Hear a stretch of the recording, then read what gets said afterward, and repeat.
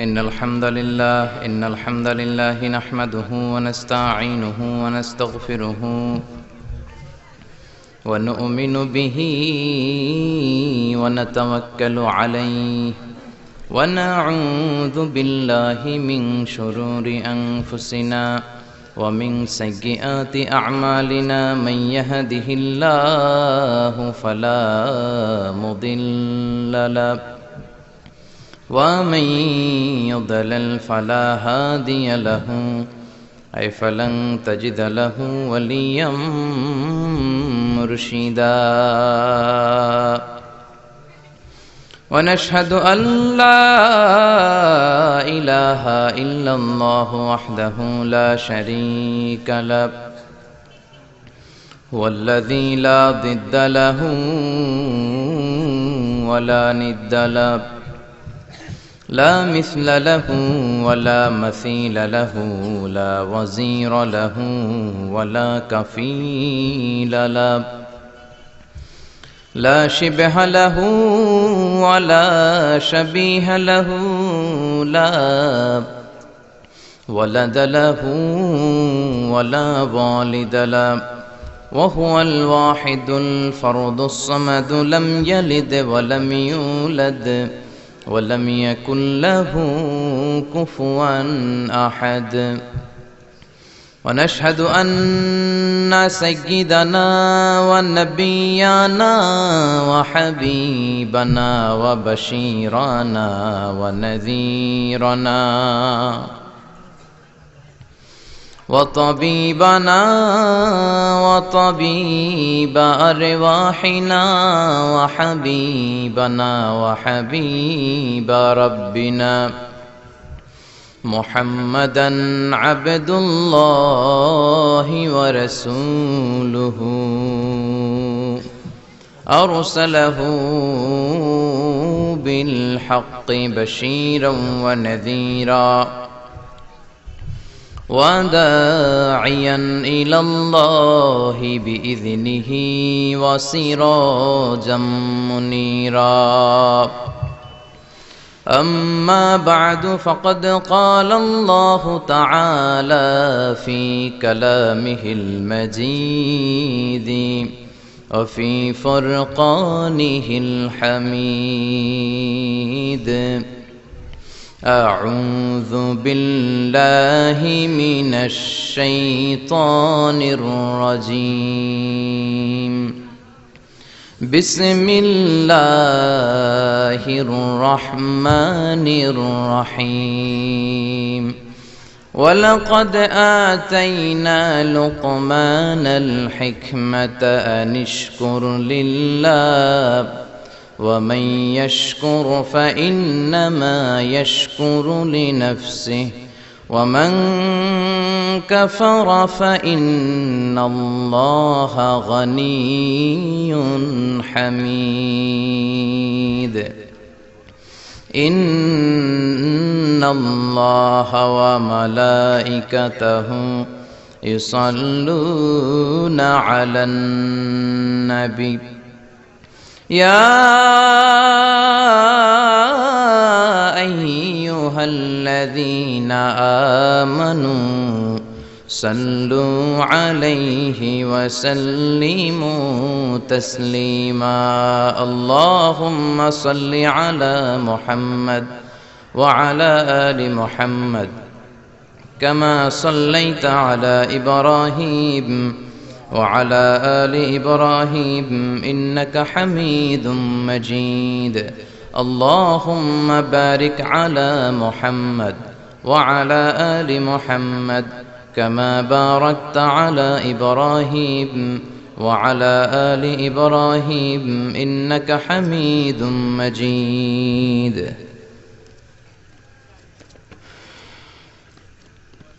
দুই দিন ব্যাপী তাফসীরুল কোরআনের মাহফিল উত্তর নাগাইশ জামে মসজিদ সংলগ্ন। নাগাইশ গ্রামে ভাগ আছে কয়েকটা না? উত্তর, দক্ষিণ, পূর্ব, পশ্চিম, অনেক বড় গ্রাম।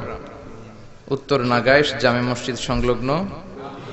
আজকে দ্বিতীয় রজনীতে কথা বলেছেন হযরত মাওলানা মুশতাক ফয়েজী, বাদ মাগরিব কথা বলেছেন পীর সাহেব নাগাইশ দরবার, কথা বলেছেন আমার আগ দিয়ে আল্লামা ডক্টর হেফজুর রহমান প্রিন্সিপাল, হাজীগঞ্জ কামিল মাদ্রাসা, চাঁদপুর। চমৎকার কথা বলেছেন, আমি শুনছিলাম। বিশ্বনবীর সুন্নাহ নিয়ে আমাদের দেশে ঠেলাঠেলি আছে না নাই? কে উপরে বাঁধবে, কে নিচে বাঁধবে। হুজুর খুব চমৎকার করে বলেছেন যে আমাদের সহনশীলতা দরকার। সবগুলোই বিশ্বনবীর আমল। এই সহনশীলতার বড় অভাব। সবাইকে আমার মতোই হতে হবে, আমার পোশাকই পরতে হবে, আমার মতই গ্রহণ করতে হবে। That's absolutely wrong approach. এই অ্যাপ্রোচটা ভুল অ্যাপ্রোচ, এটা ঠিক না। সবাই একরকম হবে না। সাহাবাদের মধ্যেও মত পার্থক্য আছে না নাই? এক সাহাবী বলতেন এরকম, আরেক সাহাবী বলতেন না ওই রকম। বৈচিত্র্যের মধ্যেই আমাদেরকে ইউনিটি খুঁজতে হবে। এটাই হচ্ছে ইসলামের বিউটি। আমরা আমাদের ইসলামের সৌন্দর্যটাকে নষ্ট করে দিচ্ছি। এই বুক থেকে শুরু করে নাভি পর্যন্ত, নাভি সংলগ্ন নিচ পর্যন্ত সবটাই হাত বাঁধার জায়গা। আপনার যেখান দিয়ে মন চায় বাঁধেন, সবগুলোই সুন্নাতে আছে না নাই? বিশ্বনবী তাহাজ্জুদের সালাতে যখন দাঁড়াতেন, মা আয়েশা বলতেন যে বিশ্বনবী দাঁড়িয়ে থাকতে থাকতে হাত্তা তাতাফাত্তারু কাদামা, বিশ্বনবীর পাগুলো ফুলে যেত। মনে হতো যে পায়ের মধ্যে টিউমার, পা ফেটে মনে হয় রক্ত বেরোবে। ঘন্টার পর ঘন্টা দাঁড়িয়ে তাহাজ্জুদের সালাত পড়তেন। আর যখন হাত ধরে রাখতে পারতেন না, বিশ্বনবী ইরসাল করতেন, ছেড়ে দিতেন। সেখান থেকে মালিকি মাযহাবের কিছু স্কলাররা নিয়েছে যে না, আমরা হাত বাঁধবো না। কি করবি কর, এরা হাতই বাঁধে না, এরা হাত বাঁধে না। আপনারা দেখবেন। আল্লাহু আকবার।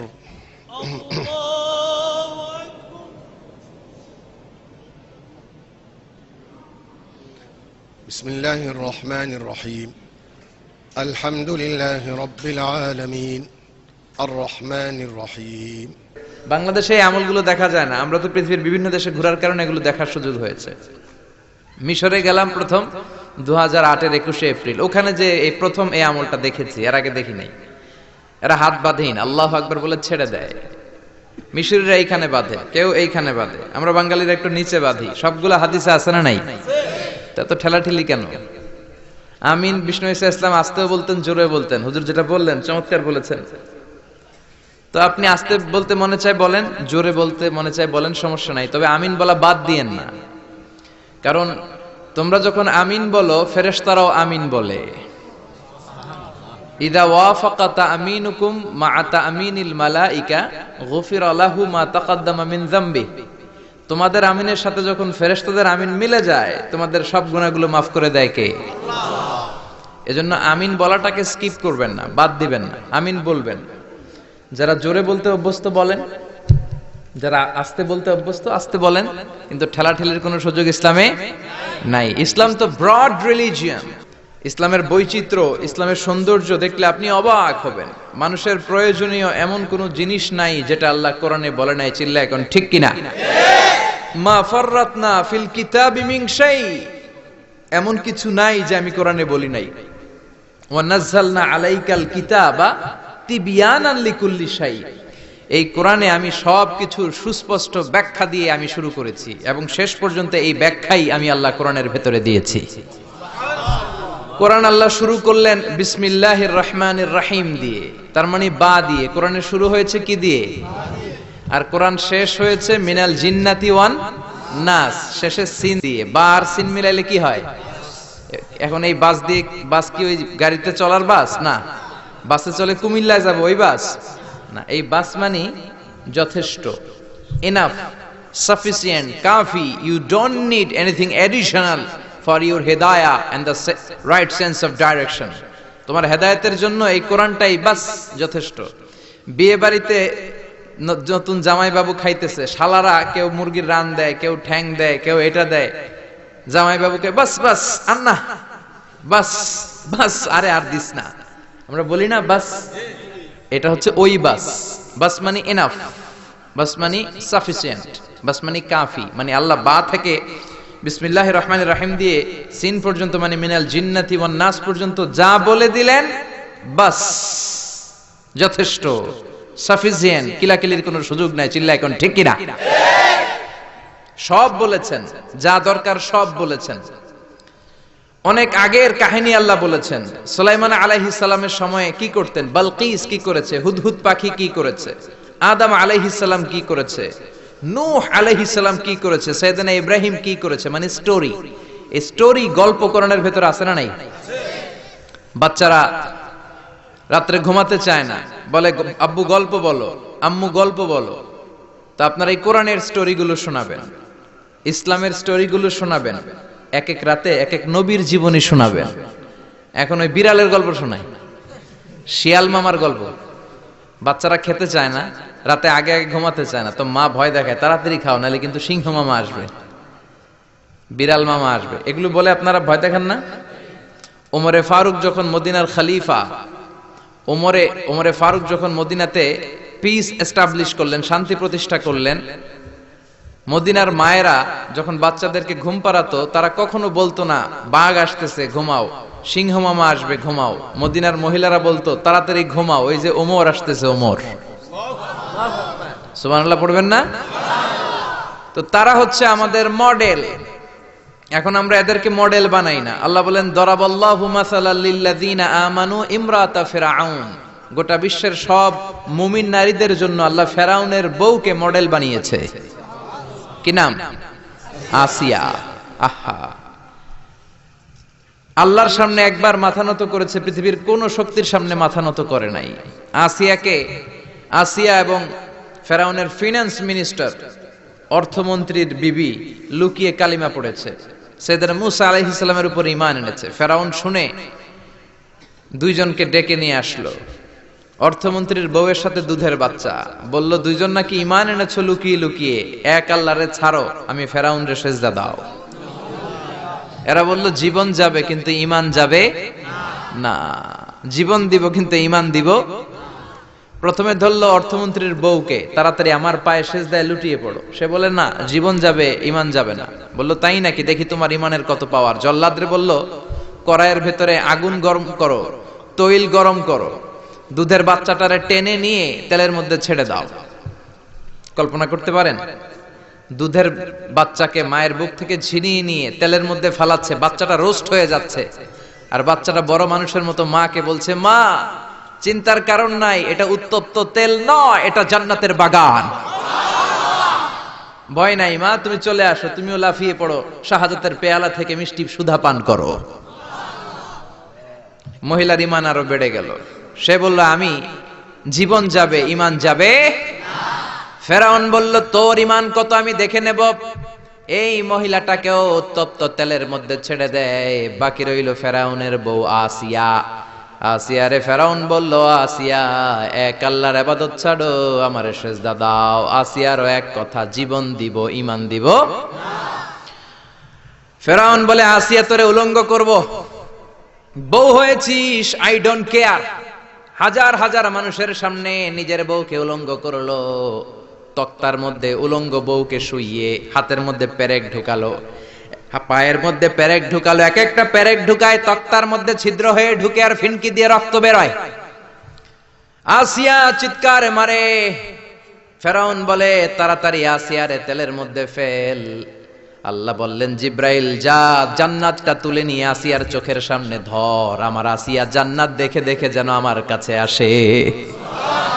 মালিক তুমি জান্নাতে, তোমার পাশে আমায় একটি ঘর বানিয়ে দিও, একটি ঘর বানিয়ে দিও। সে বিভীষিকাময় মহাদিনে তোমার কাছে তুমি টেনে নিও। মালিক তুমি জান্নাতে, তোমার পাশে আমায় একটি ঘর বানিয়ে দিও। পড়েন আমিন। এই জন্য আসিয়াকে রব্বুল আলামিন গোটা বিশ্বের সব নারীদের জন্য মডেল বানালেন। তার মানে কাফেরের বউ মুমিন নারীদের মডেল, আবার নবীর বউ লূত আলাইহিস সালামের বউ, নূহ আলাইহিস সালামের বউ কাফের নারীদের মডেল। সুবহানাল্লাহ কইবেন না? এজন্য ইসলাম হচ্ছে অনেক ব্রড মাইন্ডেড। এই কোরআনের মধ্যে আল্লাহ সব দিয়েছে, আপনার যা দরকার। এই ফেরাউনের স্টোরিগুলো কোরআনের ভেতরে আছে না নাই? নূহ আলাইহিস সালামের ঘটনা আছে না নাই? তো বাচ্চাদেরকে সিংহ মামার গল্প, বিলায়ের গল্প না শোনায় কোরআনের গল্প শোনাবেন, নবীদের গল্প শোনাবেন। ছেলেগুলো ভদ্র হবে, ইসলাম শিখবে, আল্লাহওয়ালা হবে। চিল্লায় কোন ঠিক কিনা? যা দরকার আল্লাহ সব বলে দিলেন আর বললেন বাস যা বলার সব বলে দিছি, নতুন করে আর কিছু বলবো না, মারামারি করার কোনো সুযোগ নাই। চিল্লা এখন ঠিক কিনা? আমরা এখন ফতুয়া দিতে ব্যস্ত, বলি ও কাফের, ও কাফের, ও 10 কারণে কাফের, ও 20 কারণে কাফের। এই কাফের মরলে তার কবর দেয়া হলে কবরের উপর যে ঘাস উঠবে মাটিতে, ওই ঘাস যদি কোনো গরু খায়, ওই গরু যে দুধ দিবে, দুধ যে খাবে ওইটাও কাফের। এরকম উল্টাপাল্টা ফতোয়া আছে না নাই? এগুলো করা যাবে না। কোরআনের পথে আসতে হবে। কোরআন হচ্ছে আমাদের জন্য সমাধান। যা দরকার সব দিলেন। সাগরের অতল গহ্বরে কি আছে, প্রশান্ত মহাসাগরের নিচে কি আছে, পোর্টোরিকোতে কি আছে, আটলান্টিকের মারিয়ানা ট্রেঞ্চে কি আছে, আটলান্টিকের ঝঞ্ঝা বিক্ষুব্ধ সাগর বারমুডা ট্রায়াঙ্গেলের ভেতরে কি আছে, আল্লাহর কোরআনে আছে না নাই? কেমন গুলো তিমি মাছগুলো ঘুরে সাগরের ভেতরে কি কি খনিজ সম্পদ দিয়েছেন, কি কি পানি দিয়েছেন, কোথায় কোথায় ক্যাকটাস দিয়েছেন। জিওগ্রাফিক্যাল চ্যানেলগুলো লোকজন দেখতে চান, এগুলো দেখবেন। দেখবেন যে সাগরের ভিতরে কত অভূতপূর্ব, কত কিসিমের, কত ডিজাইনের মাছ আল্লাহ বানিয়েছে। একটা মাছের কালারের সাথে আরেকটার মিল নাই। কোনটা সোনালী, কোনটা সবুজ, কোনটা কালো, কোনটা সাদা। আবার এমন মাছ আছে ওই মাছের মধ্যে টাচ করলে ইলেকট্রিক্যাল শক করে। কোন সুবহানাল্লাহ। ওই মাছ আপনি ধরতে পারবেন না। ওই মাছ যদি আপনি ধরেন ইলেকট্রিক্যালি শক করবে, আপনাকে ছেড়ে দিতে হবে। আবার উড়ুক্কু মাছ আছে, উড়ুক্কু মাছ, এটা সাগরের উপর দিয়ে উড়ে, যতক্ষণ মন চায় উড়ে, আবার লাফ দিয়ে পানির ভেতরে ঢুকে। চিল্লায় বলেন আল্লাহু আকবার। আল্লাহ বললেন সাগর জলের অতল গহ্বরের কথা বললাম। পৃথিবীর মধ্যে যা যা আছে, সাগরের কথা, মরুভূমির কথা, পাহাড়ের কথাও বললাম। বড় বড় পাহাড়ের কথাও কোরআনে আছে না নাই? আল্লাহ বললেন ওয়াজআলনাল জিবালা আওতাদা, পাহাড়কে আমি পেরেকের মতো বানিয়েছি। পেরেক যদি কাঠের মধ্যে ঢুকে দেন, পেরেকের বেশিরভাগ চলে যায় কাঠের ভিতরে, সামান্য মাথাটা বাইরে থাকে। ঠিক তেমনি পাহাড় দুনিয়াতে উপরে দেখা যায় যতটুক, তার 3 ডবল মাটির নিচের পাহাড় থাকে। আমরা জানি না। মাউন্ট এভারেস্ট 29,035 ফিট, কি বিশাল সাগরমাতা, নেপালে অবস্থিত। এই 29,035 ফিট যদি উপরে হয়, তার 3 ডবল পাহাড় আছে মাটির নিচে। চিল্লা এখন আল্লাহু আকবার। দ্য বায়োলজিক্যাল অ্যাসপেক্ট অফ মাউন্টেইনস, কেমন করে আল্লাহ পাহাড় বানালেন। জাবালে আবু কুবাইস আল্লাহ প্রথমে বানালেন, যে পাহাড়ের ভেতরে মক্কার কাবা ঘরের যে হাজারে আসওয়াদ, বন্যার সময় এই পাহাড়ের ভেতরে আল্লাহ লুকিয়ে রেখেছিলেন। এই সিলসিলাতুল জিবাল এখান থেকে শুরু হলো। গোটা বিশ্বের সব জায়গায় আল্লাহ পাহাড় ছড়িয়ে দিলেন, মরুভূমি ছড়িয়ে দিলেন। মহাকাশের কথা আল্লাহ বললেন, সুপারনোভার কথা আল্লাহ বললেন, ব্ল্যাক হোলের কথা আল্লাহ কোরআনে বলেছেন। এই যে বিশাল বিশাল তারার কথা আমরা শুনি, সূর্য পৃথিবী থেকে 13 লক্ষ গুণ বড়। ব্যাটেল জিউস, ইটা ক্যাডেইনা, বৃহস্পতি, কত বড় বড় তারা। এই তারাগুলো ঘুরতে ঘুরতে ব্ল্যাক হোলের রেঞ্জের মধ্যে যদি ঢুকে যায়, ছোট্ট বাচ্চার মুখে চকলেট দিলে বাচ্চা চকলেট যেমনি চুষে ফেলে, ব্ল্যাক হোল এই বিশাল দৈত্য আকারের তারাগুলোকে 1 সেকেন্ডের মধ্যে চুষে শেষ করে ফেলে। এই কথাগুলো কোরআনে আছে না নাই? তাহলে সাগরের নিচের কথা বললেন, পৃথিবীর উপরে যা দেখা যায়, বায়োলজিক্যাল অ্যাসপেক্ট অফ মাউন্টেইনস এর কথা বললেন, ডেজার্টের কথা বললেন, সাহারা মরুভূমির কথা বললেন, পাখির কথা বললেন, প্রাণীর কথা বললেন। আমাদের যা দরকার সব কোরআনে দিয়েছে কে? মায়ের পেটে আমরা ছিলাম। Embryology, how the little embryo develops in mother's womb, মায়ের পেটে বাচ্চা কিভাবে বড় হয় সেটাও বললেন। এজন্য কোরআন হচ্ছে আমাদের জন্য সমাধান। আপনি যত বিপদেই পড়েন, কোরআনের ভেতরে সমাধান আছে না নাই? সমাধান চাও যদি জীবনে, মরণে ফিরে যাও, খুঁজে নাও, চোখ রাখো কোরআনে। If you want a solution this দুনিয়া এন্ড আখিরা, go back, have a look to the holy কোরআনে। সুবহানাল্লাহ। এজন্য ইসলামকে আপনি কোন একটা গণ্ডির মধ্যে সীমাবদ্ধ করতে পারবেন না। শুধু বাংলাদেশের ইসলামটা দেখেই আপনি পুরো ইসলামের ব্যাপারে একটা ব্রড সেন্স আনতে পারবেন না। আপনি হজে যান, উমরায় যান, দেখবেন কত দেশের মানুষ, কত মতের মানুষ, কত দলের মানুষ, কত মাযহাবের মানুষ। আব্দুর রহমান আস-সুদাইস নামাজ পড়াচ্ছে, তার পেছনে আমরা যারা নিচে বাঁধি তারাও আছি, উপরে বাঁধে তারাও আছে, যারা বাঁধে না তারাও আছে, ঠিক কিনা? যারা আমিন বলে তারাও আছে, আমিন আসতে বলে তারাও আছে, যারা দাড়ি বড় রাখে তারাও আছে, রাখে না তারাও আছে, ক্লিন শেভ যারা মারে তারাও আছে, শার্ট পরে যারা চলে তারাও আছে, টি শার্ট পরে তারাও আছে, জুব্বা পরে তারাও আছে, পুরুষ আছে, নারীও আছে, সুন্নি আছে, শিয়া আছে, কিন্তু মারামারি নাই, ঠিক কিনা? তো হজে যে যেটা দেখলেন ওইটা দেশে আনা যায় না একটু কষ্ট করে? হজের মধ্যে যে শিক্ষাটা আপনি গ্লোবাল ইসলামকে দেখলেন, ইসলাম হচ্ছে গ্লোবাল, বিশ্বজনীন কালজয়ী ধর্ম। এটাকে একটা ছোট্ট জায়গার মধ্যে, একটা দেশের মধ্যে, সিঙ্গেল টেরিটরির ভেতরে, একটা মতের ভেতরে সীমাবদ্ধ করার কোনো সুযোগ নাই। চিল্লায় বলেন ঠিক কিনা? বিশ্বনবী যা শিখিয়েছেন তাতেই কল্যাণ। যতগুলো সুন্নাত বিশ্বনবী দেখিয়েছেন ততগুলোই কল্যাণ। কেউ বিশ্বনবীর এই সুন্নাতটা মানবেন, আপনারা আরেকটা মানলেন, সবার মধ্য দিয়ে সুন্নাত জীবিত থাকবে। সুবহানাল্লাহ চিল্লায় পড়েন। এজন্য ইসলাম নিয়ে দলাদলি করবেন না তো। দলাদলি তারাই করে যারা কূপমণ্ডুক, কুয়ার ব্যাং যখন কোনো কুয়াতে পড়ে, ব্যাং মনে করে এইটাই পৃথিবী। কারণ ও তো দেখতেছে ছোট্ট একটা কুয়া, গোটা বিশ্বের বিশাল আয়তন আকৃতি তো ব্যাঙের চোখে পড়ে না। কুয়ার ভেতরে ব্যাং পড়লে ব্যাং কি মনে করে? এটাই পৃথিবী, পৃথিবী এইটাই, এটার বাইরে কোনো পৃথিবী নাই।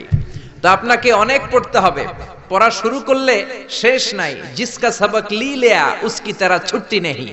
একবার যদি সবক তুমি নিয়ে নাও তোমার কোনো ছুটি নাই, ঠিক কি না? এজন্য আল্লাহ কোরআনের প্রথম কথা বললেন ইকরা বিসমি রাব্বিকাল্লাযী খালাক খালাকাল ইনসানা মিন আলাক। Read in the name of your lord who has created. পড়ো তোমার প্রভুর নামে যিনি সৃষ্টি করেছেন। খেয়াল করে দেখেন, কোরআনের প্রথম কথা আল্লাহ বলে নাই জিকির করো, বলে নাই সালাত পড়ো, বলে নাই রোজা রাখো, বলে নাই যাকাত দাও। বলেছেন কি? জোরে বলেন। আল কোরআনের প্রথম বাণী পড়ো, আল হাদিসে নবীর কথা পড়ো। আল কোরআনের প্রথম বাণী পড়ো, আল হাদিসে নবীর কথা পড়ো।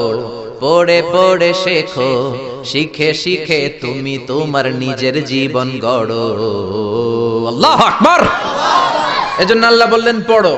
বাঁচতে হলে পড়তে হবে, বাঁচতে হলে জানতে হবে, ঈমান রক্ষা করতে হলে পড়তে হবে। জোরে কোন ঠিক কিনা? এজন্য পড়তে রাজি আছেন তো? যে বেশি পড়ে সে কথা বলে কম, ঠিক কিনা? তার মধ্যে একটা ভারত্ব আসে, তার সেন্সটা অনেক ব্রড হয়, সে অনেক কিছু চিন্তা করে কথা বলে। আর যে শুধু একটা হাদিস জানে, শুধু এইটা জানে, এইটারে গালি মারে, যে এইটা জানে ও এইটারে গালি মারে। কারণ কূপমন্ডু, কুয়ার ব্যাং, ও মনে করে এটাই পৃথিবী, এটার বাইরে আর কিচ্ছু নাই। এরকম কপাল পড়া ডাকাই তাছাড়া নাই। এদের সাথে ইসলামের কোনো সম্পর্ক। ইসলাম হচ্ছে ব্রড। আপনাকে পড়তে হবে, প্রতিদিন একটা করে হলেও হাদিস পড়বেন, প্রতিদিন একটা করে হলেও কোরআনের বঙ্গানুবাদ পড়বেন। রাজি আছেন তো? রাজি আছেন? রাজি আছেন? রাজি আছেন?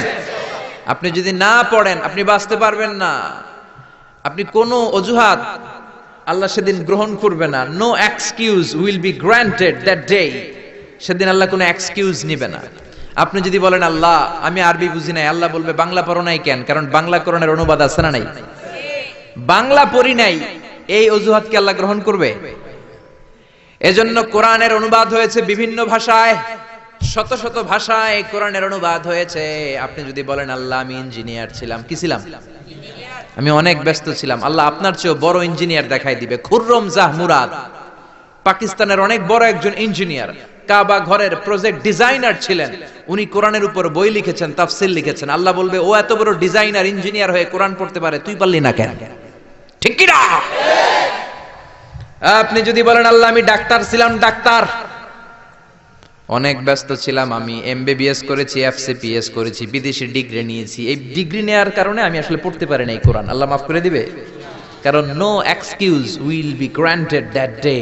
সেদিন কোনো এক্সকিউজ নাই। আল্লাহ তখন জাকির নায়েকরা দাঁড় করাই দিবে, দেখো এ বেটা ডাক্তার, ডাক্তার কোরআন পারলো কেমনে, হাদিস বুঝলো কেমনে? চিল্লা এখন ঠিক কি না? আপনি যদি বলেন আমি পরমাণু বিজ্ঞানী, বাংলাদেশের আল্লামা শমশের আলীকে দাঁড় করাইয়া দিবে। শমশের আলী চিনেন? The scientific indications of the Holi Quran, Islamic foundation থেকে একটা বই বেরিয়েছে। উনি পরমাণু বিজ্ঞানী, বাংলাদেশের ডক্টর শমশের আলী। উনি পরমাণু বিজ্ঞানী হয়েও কোরআন বুঝে, তুই বুঝলি না কেন? হিন্দু ভাই যদি কেউ এসে থাকো আমার মাহফিলে, তোমারও আল্লাহ ধরবে, কোরআন পড়লি না কেন? আপনি বলবেন আল্লাহ আমি হিন্দু, আপনারও ছাড়বে না। ভাই গিরিশচন্দ্র সেন, সে কোরআনের প্রথম অনুবাদ করেছে বাংলাদেশ। তারপরে কৌমিতেও পড়ায়, আলিয়াতেও পড়ায়। একটা হাদিসের কিতাব আছে মিশকাতুল মাসাবি, এটার প্রথম বঙ্গানুবাদ করেছে হিন্দুর বেটা হিন্দু গিরিশচন্দ্র সেন। হিন্দু হইয়া কোরআন পারে, তুই পারলি না কেন? ঠিক কি না? এজন্য কোনো অজুহাত আল্লাহ নিবে না। কোরআন জানতেই হবে, কোরআন মানতেই হবে, কোরআন আপনাকে বুঝতেই হবে। কোরআন পড়লে আপনারে জান্নাতি বানায় দিবে কে? আল্লাহ আমাদেরকে বোঝার তৌফিক দান করুক। আমিন। আজকে সভাপতি মাওলানা মোহাম্মদ নুরুল ইসলাম, সাবেক খতিব, নাগাইশ কেন্দ্রীয় ঈদগাহ, অসুস্থ। আচ্ছা, আল্লাহ ওনাকে সুস্থ করে দেখ। কেউ অসুস্থ হলে বিশ্বনবী পড়তেন আল্লাহুম্মা রাব্বান নাস আযহিবিল বাস ইশফি আনতা শাফি লা শিফা ইল্লা শিফাউক শিফাউন লা ইউগাদিরু সাকামা। আবার পড়তেন আসআলুল্লাহাল আযীম রাব্বাল আরশিল আযীম আইয়াশফিয়া। এজন্য অসুস্থ হলে এই দোয়াগুলো করে দিবেন। ঝাড়ফুঁক করবেন। ঝাড়ফুঁক ইসলামে আছে, তাবিজ তোমার ইসলামে নাই। এগুলোর ব্যাপারে বলবো আজকে আমরা। অনেকে তাবিজ লাগা অনেকগুলো, এদিকে 5টা, গলায় 5টা, হাতে 5টা, তারপর আমাদের কাছে নিয়ে আসে, হুজুর একটু দোয়া করেন ছেলের জন্য। কি হয়েছে? কে হুজুর কথা শোনে না, অসুস্থ থাকে প্রায়। তো যেই তাবিজ লাগাইছেন এগুলার ভারে ওজন এমনিই তো অসুস্থ থাকবে পোলা, ঠিক কিনা? তাবিজ ছিঁড়ে ফেলবেন। বেশিরভাগ তাবিজগুলোর মধ্যে দেখবেন ওই যে মোমবাতি দিয়ে আটকায় দেয় না, খোঁচায় খোঁচায় খুলবেন, খুইলা দেখবেন ভিতরে কি লেখছে জানেন? জাফরানের কালি দিয়া 7, 8, 9, 3, 4, 5। কয় হুজুর এগুলো কোরআনের আয়াতের সংক্ষেপে লিখছে। তোরে সংক্ষেপে লেখার পারমিশন দিয়েছে কে? কে দিয়েছে পারমিশন? 786 নাকি বিসমিল্লাহ হয়? 1 কোটি বার 786 লিখলেও একটা বিসমিল্লাহ সমান হবে? বিসমিল্লাহরে সংক্ষেপ করলেও 786। আবার হরে কৃষ্ণ হরে রাম এটারে সংক্ষেপ করলেও 786। চিল্লা এখন ঠিক কি না? এজন্য তাবিজ তোমার নয়, রুকিয়া করবেন। ঝাড়ফুঁক করা সুন্নাত। ঝাড়ফুঁক করা কি সুন্নাত। সূরা ফালাক, সূরা নাস, এই দুইটা পরে যদি ফু দেন জিনের বাদশাও দিব দৌড়। ছোট্ট বাচ্চারা যদি জিনে ধরে, পরিতে ধরে, আয়াতুল কুরসি পরে ফু দেন, জিনের 12টা বাজায় দিবে কে? আল্লাহ। এগুলো পড়তে চায় না। বিশ্বনবী হাসান আর হুসাইনকে এই দোয়াগুলো পড়ে ফু দিতেন। হাসান হুসাইনকে তাবিজ পড়ায় নাই কখনো। বিশ্বনবী একটা স্পেশাল দোয়া পড়তেন, বুখারীর বর্ণনা, আউযু বিকালিমাতিল্লাহি তাম্মা মিন কুল্লি শাইতানিন ওয়া হাম্মা ওয়া মিন কুল্লি আইনিন লাম্মা। এই যে যারা মোবাইলে রেকর্ড করছেন, রেকর্ড হয়ে গেছে না? আমি যে বললাম বাসা যে মুখস্থ করবা, মায়ের শিখাবা, ছোট্ট বাচ্চারে শিখাবা। এগুলো পড়ে ফু দিলে কোনো জিন পুরি সামনে আসতেই পারবে না। এগুলো নাই মুসলমানের, তাবিজ লাগে। কি লাগে? বিশ্বনবী 6 মাস অসুস্থ ছিলেন। ইহুদিদের মিত্র লাবিদ ইবনুল আসাম বিশ্বনবীরে ব্ল্যাক ম্যাজিক করেছে। কি ম্যাজিক? Black magic. এই ব্ল্যাক ম্যাজিকের চোটে বিশ্বনবী দাঁড়াতেও পারতেন না, মাথার ব্যথায় বেহুশ হয়ে যেতেন, বিবিদের সাথে ফিজিক্যালি মিট করতে পারতেন না, সেক্সুয়াল এন্টারটেইনমেন্ট করতে পারতেন না, ইন্টারকোর্স করতে পারতেন না। এত দুর্বল ছিলেন বিশ্বনবী। বিবিদের ঘরে যাইতেন কিন্তু মেলামেশা করতে পারতেন না, এত দুর্বল। যেই নবীর এক হাতের মধ্যে জান্নাতি 40 জনের শক্তি দিয়েছে কে? আল্লাহ। ওই নবী ব্ল্যাক ম্যাজিকের পাওয়ারে দুর্বল হয়ে যায়, তারপরেও বিশ্বনবী একদিনও তাবিজ পড়েন নাই। পড়ছে? বিশ্বনবী 4 মাস, কোন বর্ণনায় 6 মাস, লাবিদ ইবনুল আসাম ইহুদি মিত্র এই বেয়াদবটার ব্ল্যাক ম্যাজিকের কারণে অসুস্থ ছিলেন। 6 মাস পরে সাইয়েদনা জিব্রাইল আসলেন, বললেন ও নবী, 2টা সূরা আল্লাহ নাজিল করেছে, একটার নাম ফালাক আর একটার নাম নাস। দুইটার একসাথে বলে মুআউযিজাতান। এই মুআউযিজ, তাবিজ, এখান থেকে তাবিজ আসছে। তাবিজ যদি করতে হয় সূরা ফালাক নাস দিয়ে পড়বেন, ঠিক কি না? ও নবী, চলেন আপনারে কোথায় ব্ল্যাক ম্যাজিক করিয়েছে দেখাই। সাইয়েদনা আবু বকর, সাইয়েদনা ওমরকে নিয়ে, বিশ্বনবীকে নিয়ে জিব্রাইল চলে গেলেন একটা কুয়ার কাছে। কুয়ার নিচে দেখলেন একটা চিরুনি, চিরুনির মধ্যে বিশ্বনবীর 11টা চুল দিয়ে গিট দেওয়া। সূরা ফালাক আর সূরা নাসে আয়াতও আছে 11টা। নাজিল হলো কুল আউযু বিরাব্বিল ফালাক মিন শাররি মা খালাক। একটা একটা আয়াত সাইয়েদনা জিব্রাইল নাজিল করেন, একটা একটা গিরা খুলতে থাকেন আর বিশ্বনবীকে সুস্থ করে দিতে থাকেন কে? আল্লাহ। 11টা আয়াত পড়া শেষ, 11টা গিট খোলা শেষ, চিরুনি থেকে বিশ্বনবী সুস্থ। এত সুস্থতার মধ্যে বিশ্বনবী তাবিজ ঝুলাই নাই। আর আমরা কিছু হইলে তাবিজ আছে না নাই? এজন্য খবরদার এগুলো করবেন না। ঝাড়ফুঁক করবেন। অসুস্থ হলে, ব্যথা বেদনা হলে শিঙ্গা লাগাবেন। শিঙ্গা, শিঙ্গা লাগানো সুন্নাত। কিন্তু বাদদানি মহিলারা যে মাথায় দিয়ে যায়, ফুকোয়ায়, জুকোয়ায়, শিঙ্গা লাগায়, সাপের খেলা দেখায়, এগুলো বলে, এলাকায় বলে ফুকোয়ায়, জুকোয়ায়, শিঙ্গা লাগায়। ওই শিঙ্গা না, বিশ্বনবী যে শিঙ্গা লাগিয়েছেন, আরবিতে এটাকে বলে আল হিজামা, ইংরেজিতে বলে কাপিং। এই কাপিং করবেন, ছোট্ট একটা প্লাস্টিকের বক্স, উপর একটা ডান্ডা থাকে দেখবেন, একটা দণ্ড। এটা আপনার দেহের কয়েক জায়গায় যেখানে খুব ব্যথা বেদনা করে ছিদ্র করে কাপিং করে দিবেন। আধা ঘন্টা 1 ঘন্টার ব্যবধানে যত বিষ রক্ত আছে টেনে বের করে নিবে। মডার্ন মেডিকেল সায়েন্স অ্যাপ্রুভ করেছে, যেটা ল্যাবরেটরিক্যালি প্রুভড, কাপিং মানুষের দেহের জন্য অনেক স্বাস্থ্যকর। চিল্লা এখন সুবহানাল্লাহ। এজন্য বিশ্বনবী নিজেও সিঙ্গা লাগাতেন, সাহাবীদেরকেও সিঙ্গা লাগাতে বলতেন। আমাদের সমাজে এখন আমরা সিঙ্গা লাগাই না, ঝাড়ফুঁক করি না, খালি তাবিজের পিছনে দৌড়াই। আজকে থেকে ঝাড়ফুঁক শুরু করবেন। কেউ যদি অসুস্থ হয় সূরা ফাতিহা পড়ে ফু দিবেন। সুস্থ করবে কে?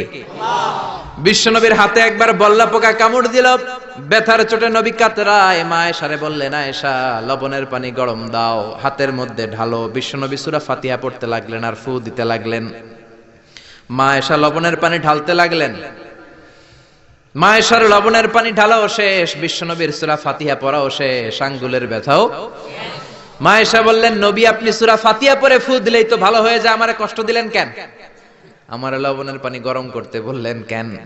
বিশ্বনবী বললেন, আয়েশা লবণের পানির মধ্যে সোডিয়াম ক্লোরাইড আছে। It's a very natural pain killer, natural vaccine. লবণের ভিতরে কি থাকে? সোডিয়াম ক্লোরাইড থাকে। এটা আপনার পেইন কিলারের কাজ করবে। ব্যথার মধ্যে লবণ সিদ্ধ দিয়ে পানি ঢালেন, সুস্থ করে দিবে কে? আয়েশা, এই পানি দিয়ে চিকিৎসা হয় আর সূরা ফাতিহা পড়ে ঝাড়ফুঁক হয়। চিকিৎসার ঝাড়ফুঁক দুইটার সমন্বয়ে রোগ ভালো করে কে? অনেকে বলে, হুজুর দোয়া করেন আমার জন্য অসুস্থ। কি রোগ? কয় ক্যান্সার। চিকিৎসা করছেন নি? কয় না, খালি দোয়া করেন আপনি। আমি বললাম, আমার দোয়াতে আপনার ক্যান্সার ভালো হবে না, আপনাকে চিকিৎসাও করতে হবে, তারপরে হুজুরের কাছে দোয়াও চাইতে হবে। দুইটার সমন্বয়ে রোগ ভালো করে কে? বিশ্বনবীর সাহাবারা সফরে গেলেন, পথিমধ্যে দেখলেন অনেক মানুষের ভিড়, মানুষকে সরিয়ে এক সাহাবী ভেতরে ঢুকলেন। বুখারীর বর্ণনা। ঢুকে দেখে এক লোক শুয়ে আছে, সবাই মন্ত্র পড়ে ফু দেয়। সুমন্তর সু কালী কুত্তার গু। এরকম সুমন্তর সু আছে না নাই? সাহাবী বললেন, কি হয়েছে তোমাদের? লোকেরা বলল, যেই লোকটা শুয়ে আছে আমাদের নেতা, একটা অজগর সাপ পাইথন কামড় মেরেছে, আমাদের নেতা মরে যাবে, আমাদের সুমন্তর সু কালী কুত্তার গু, এগুলো দিয়ে কিচ্ছু হচ্ছে না, কি করি? বুখারীর বর্ণনা। সাহাবী বলেন, আমার কাছে এমন এক জিনিস জানা আছে যেটা পরে ফু দিলে ভালো করবে কে? ওরা বলতে লাগলো, তাহলে তুমি করো। সাহাবী কয়, না করুন না, শর্ত আছে। কি শর্ত? 100 ছাগল দিবা। কয়টা ছাগল? কতিফু গানাম, এক পাল ছাগল দিতে হবে। সবাই চিন্তা করলো, যেটা অসুস্থ আমাদের নেতা, নেতা মরে গেলে আমরা হয়ে যাবো খেতা। ঠিক কিনা? ছাগলের কোনো সমস্যা নাই, বাড়ি বাড়ি ছাগল তুলতে শুরু করলো। এক পাল ছাগল তোলা হয়ে গেল। এবার সাহাবীরা ডেকে বলে, যাও ঝাড়ফুঁক করো। বিশ্বনবীর সাহাবী ওযু করে জিজ্ঞেস করলো, কোন জায়গায় কামড় দিয়েছে? পায়ের এই জায়গায় কামড় দিয়েছে। বিশ্বনবীর সাহাবী একবার সূরা ফাতিহা পড়ে ফু দিলেন, বন্ধ চক্ষুটা মুহূর্তের মধ্যে খুলে যায়। আবার ফু দেওয়ার পরে শোয়া থেকে বসে যায়। তৃতীয়বার ফু দেওয়ার পরে দাঁড়াইয়া হাঁটতে শুরু করছে। আল্লাহু আকবার। সব তো টাসকি খেয়ে গেছে। সাহাবা কয়, টাসকি পরে খাইও, আগে ছাগল দাও। 100 ছাগল নিয়ে বাপের বেটার মতো মদিনায় ফিরে আসতেছে। মাঝ পথে সাহাবাদের পেটে প্রচন্ড ক্ষুধা, কয়েকটা ছাগল জবাই করেও খাইছে গোশত। এখন চিন্তা করলো, হায় রে, কোরআন বেচা যে ছাগল লইলাম, এটা জায়েজ হয়েছে কিনা খাওয়াটা? বিশ্বনবীর মাসালা জিজ্ঞেস করার দরকার আছে না নাই? মদিনায় যে বিশ্বনবীর দরবারে হাজির, সালাম দেয়, ও নবী, সফর থেকে এসেছি, এমন এমন ঘটনা, 100 ছাগল এনেছি, ফাতিহা দিয়ে ঝাড়ফুঁক করেছি, জায়েজ হয়েছে কিনা বলেন। ছাগলের গোশত সবার পেটে ঢুকে গেছে আমাদের, এখন মাসালা দেন তাড়াতাড়ি। বিশ্বনবী বললেন, জায়েজ হয়েছে মানে কোরআনের দাম বাড়ায় আসছো মিয়া, ছাগলের গোশত কিছু থাকলে আমার ঘরেও দিও। আল্লাহু আকবার। এজন্য ঝাড়ফুঁক আছে যেখানে আমরা আছি, কিন্তু সেই ঝাড়ফুঁক হইতে হবে কোরআন দিয়ে। কি দিয়ে? নাকি সুমন্তর সু? মনে থাকবে, মনে থাকবে। আল্লাহ সহি সমঝ দান করুক, পড়ি আমিন। এবার আমরা সরাসরি কোরআন থেকে শুনবো। আমি শুরুতে সূরা লোকমান থেকে একটা আয়াত তেলাওয়াত করেছি। এই সূরা লোকমানের আলোকে কিছু কথা আপনাদের সাথে শেয়ার করব। পড়েন ইনশাআল্লাহ। আরো জোরে ইনশাআল্লাহ। সূরা লোকমান কোরআনের 21 পারার সূরা, 31 নম্বর সূরা। আয়াত আছে 34টা, রুকু আছে 4টা। আমরা দ্বিতীয় রুকু থেকে কথা শুনবো। সূরাটা মাদানী নয়, সূরাটা মাক্কি। সূরাটা কি? মানে হিজরতের আগে অবতীর্ণ হয়েছে। কোরআনে ব্যক্তির নামে মোট 8 সূরা। কয় সূরা? সবাই বলেন না। 8টা সূরা ব্যক্তির নামে, এর মধ্যে 6টা হচ্ছে নবীর নামে, 2টা ওলির নামে। 6টা নবীর নামে, এক হচ্ছে সূরা ইউনুস, সূরা ইউসুফ, সূরা হুদ, সূরা নূহ, সূরা মুহাম্মদ, সূরা ইব্রাহিম। এই 6টা কাদের নামে? নবীর নামে। আর 2টা ওলির নামে, একটা হলো মহিলা ওলি আর একটা পুরুষ ওলি। মহিলা ওলি হচ্ছে মারইয়াম, ঈসা আলাইহিস সালামের মা, ওনার নামে একটা সূরা আছে না নাই? কাফ হা ইয়া আইন সাদ আছে না নাই?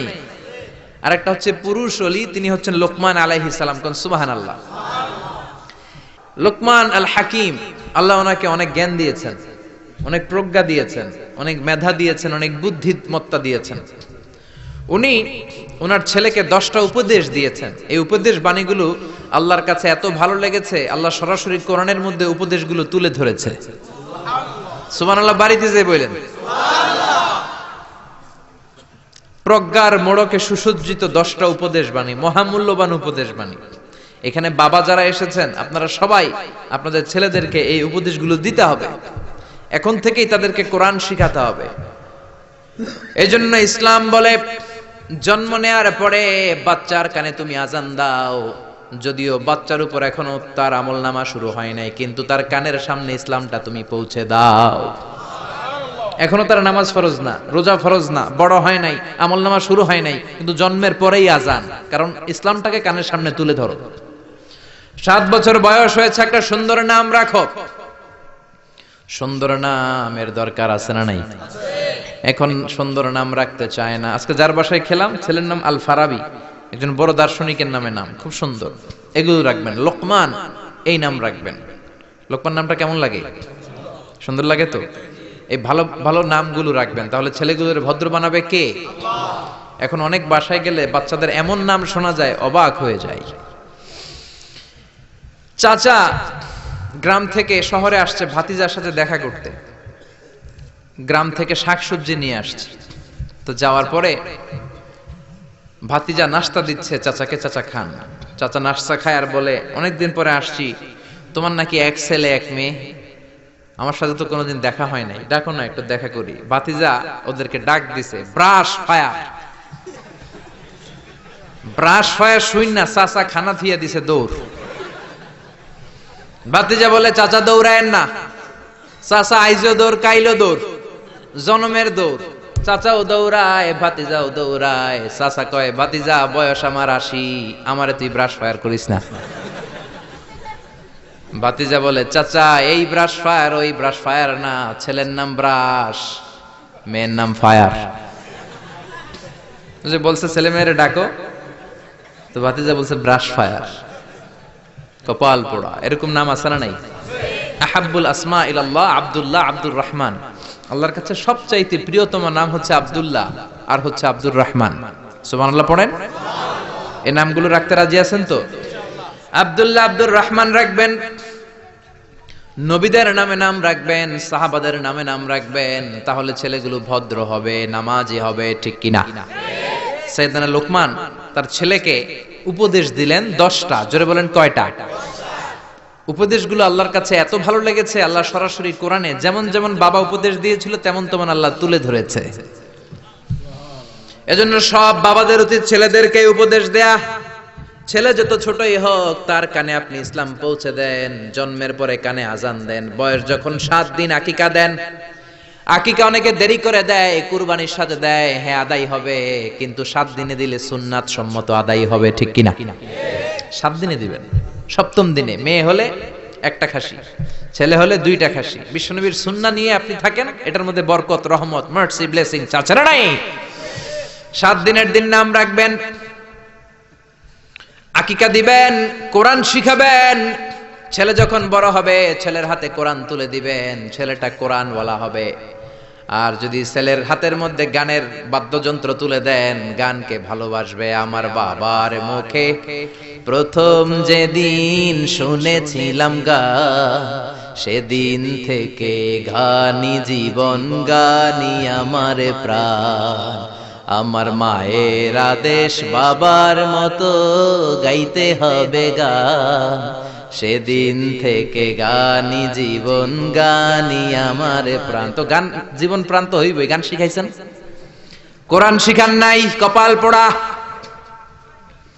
গান না শিখায়া ছেলেটারে যদি কোরআন শিখাতেন, ছেলেটা বলতো বাবার মুখে প্রথম যেদিন শুনেছি কোরআন, সেদিন থেকে কোরআনি জীবন, কোরআনি আমার প্রাণ। ঠিক কি না? এজন্য জীবনটা শুরু করবেন কোরআন দিয়ে, জীবন শুরু করবেন ইসলাম দিয়ে, তখনই ছেলেগুলো ভদ্র হবে। ছোট্ট অবস্থায় ইসলাম শিখান, ছোট্ট অবস্থায় নামাজ শিখান, নামাজি হবে, বড় হলে হবে না। এজন্য মুরব্বীরা বলে কাঁচা না নোয়ালে বাস, পাকলে করে সব মুখস্থ। কাঁচা না নোয়ালে বাস, পাকলে করে টাস টাস। আসলে কথাটা ঠিক। কামার যখন কাদামাটি দিয়ে পুতুল বানায়, একই কাদামাটি দিয়ে গ্লাস বানায়, একই কাদামাটি দিয়ে কামার জগ বানায়, যখন এটা কাদামাটি যেই কোনো শেপ দেওয়া যায়, যে কোনো স্ট্রাকচার দেওয়া যায়, এইটাকে আগুনে পুরানোর পরে যখন লাল হয়ে যায়, শক্ত হয়ে যায়, তখন এটারে শেপ দেওয়া যায় নাকি? কোনো স্ট্রাকচার দেওয়া যায়? কারণ ওই যে নরম অবস্থায় আপনি ঠিক করেন নাই। আমাদের কাছে অনেকে পানি পড়ার জন্য আসে। কি জন্য পানি পড়া? কয় হুজুর পোলা কথা শোনে না। পোলার বয়স কত? কয় 30। আমি কে পানি পড়া না, আমারে বাইটটা মেশিন দিয়ে বাইটটা খাওয়াই দিল, এই পোলা মানুষ হবে না। ঠিক কি না? কারণ সময় মতো নামাজ শিখান নাই। এখন এই ছেলে করবে টেন্ডারবাজি, এই ছেলে করবে চাঁদাবাজি, এই ছেলে হবে বাংলা ভাই, ইংরেজি ভাই, অঙ্ক ভাই, এই ছেলে হবে ডাকাত, এই ছেলে 31st নাইটে মেয়েদের ওন্না ধরে টানাটানি করবে, এই ছেলে ধর্ষণে সেঞ্চুরি করবে, এই ছেলে গাঞ্জার টাকা না পাইলে মায়ের লাথি মাইরা ঘর থেকে তাড়াবে। ছোট্টবেলায় শিখান নাই তো। এজন্য সাইয়েদনা লোকমান ছোট্টবেলা থেকে এই ছেলের জন্য 10টা উপদেশ দিলেন। দুনিয়ার সব বাবাদের উচিত ছেলেদেরকে এই উপদেশ দেয়া। দিতে রাজি আছেন? রাজি আছেন? রাজি আছেন? এই লোকমান ছিল একজন কৃতদাস। লোকমান ছিল একজন নিগ্রো লোক, কুচকুচে কালো, ঠোঁটগুলো পুড়ো, হাতগুলো লম্বা, কুচকুচে কালো। নিগ্রো মানুষ আপনারা দেখেছেন কি? যারা হজে গিয়েছেন নিশ্চয়ই দেখেছেন, দেশের বাইরে যারা ভিজিট করেছেন দেখেছেন। আমি প্রথম দেখেছি মিশরে কুচকুচে কালো মানুষ, এর আগে দেখি নাই। লম্বা লম্বা মানুষ। 2008-এ যখন গেলাম মিশরে, মাগরিবের নামাজ পড়লাম, নামাজ পড়ে সালাম ফিরায় দেখি ডান দিকে মুনকার, বাম দিকে নাকির, মানে কালো কালো লোক। জীবনও এরকম দেখি নাই আমি। 104 দেশের ছাত্র একসাথে পড়তাম ওইখানে। প্রথম ওয়ালাদ-দাল্লিন সবাই কয় আমিন, আওয়াজ করে আমিন। অনেকে দিছে দৌড়। নতুন যারা বাংলাদেশে আওয়াজ শুনে ভয় পেয়ে গেছে, কি করবে না করবে। নতুন আমল যদি কেউ দেখে, অনেকের মধ্যে এই অবস্থা ঘটে। ঠিক কিনা? কুচকুচে কালো মানুষ প্রথমে দেখলাম। এরকম কুচকুচে কালো ছিল সাইয়েদনা লোকমান আলাইহিস সালাম। দেখেন, কালো হওয়ার পরেও, একজন কৃতদাস গোলাম হওয়ার পরেও তার কথাগুলো কোরআনে দিয়েছে কে? আল্লাহ। তার মানে ইসলামে কালো সাদায় কোনো পার্থক্য নাই, ধনী গরিবে পার্থক্য নাই, লম্বা খাটোতে পার্থক্য নাই। পার্থক্য হলো তাকওয়ায়। যার কলিজায় তাকওয়া বেশি, সেই আল্লাহর কাছে সেরা। ঠিক কিনা? কিয়ামতের দিন কি প্রধানমন্ত্রীর জন্য আলাদা লাইন, প্রেসিডেন্টের জন্য, এমপির জন্য? কিয়ামতের দিন লাইন দুইটা। কয়টা? আসহাবুল ইয়ামিন, আসহাবুশ শিমাল। একটা হবে ডানপন্থী আর একটা বামপন্থী। ডানপন্থীদের হাতের মধ্যে থাকবে লা ইলাহার পতাকা, আলিল্লাহি তাকবীর, আল্লাহু আকবার। আর বামপন্থীদের ওইখানে কিল ঘুষি আছে না নাই? দল দুইটা। ওই দিন হবে আসল খেলা, ফাইনাল খেলা। ঠিক কি না? এজন্য ইসলাম বলে there is no difference between black and white, between upper and lower, between the richer section of the society and poorer section of the society, between the prime minister, member of the parliament and rickshaw puller, factory labor. Everyone is totally equal, 100% equal, completely equal in the eyes of Islam. চিল্লায় কোন ঠিক কি না? সাদায় কালায় পার্থক্য নাই। প্রধানমন্ত্রী কুলিওয়ালা, ঠেলাওয়ালা, রিকশাওয়ালায় পার্থক্য নাই। পার্থক্য হলো যার কলিজায় তাকওয়া বেশি, সেই আল্লাহর কাছে সেরা। এজন্য লোকমান আলাইহিস সালামের কথাকে আল্লাহ সরাসরি কোট করতে একটু কুণ্ঠাবোধ করলেন। আল্লাহ তুলে দিলেন কথাগুলো। পেশায় ছিল রাখাল। পেশায় কি ছিল? সারাদিন ছাগল চড়াতো।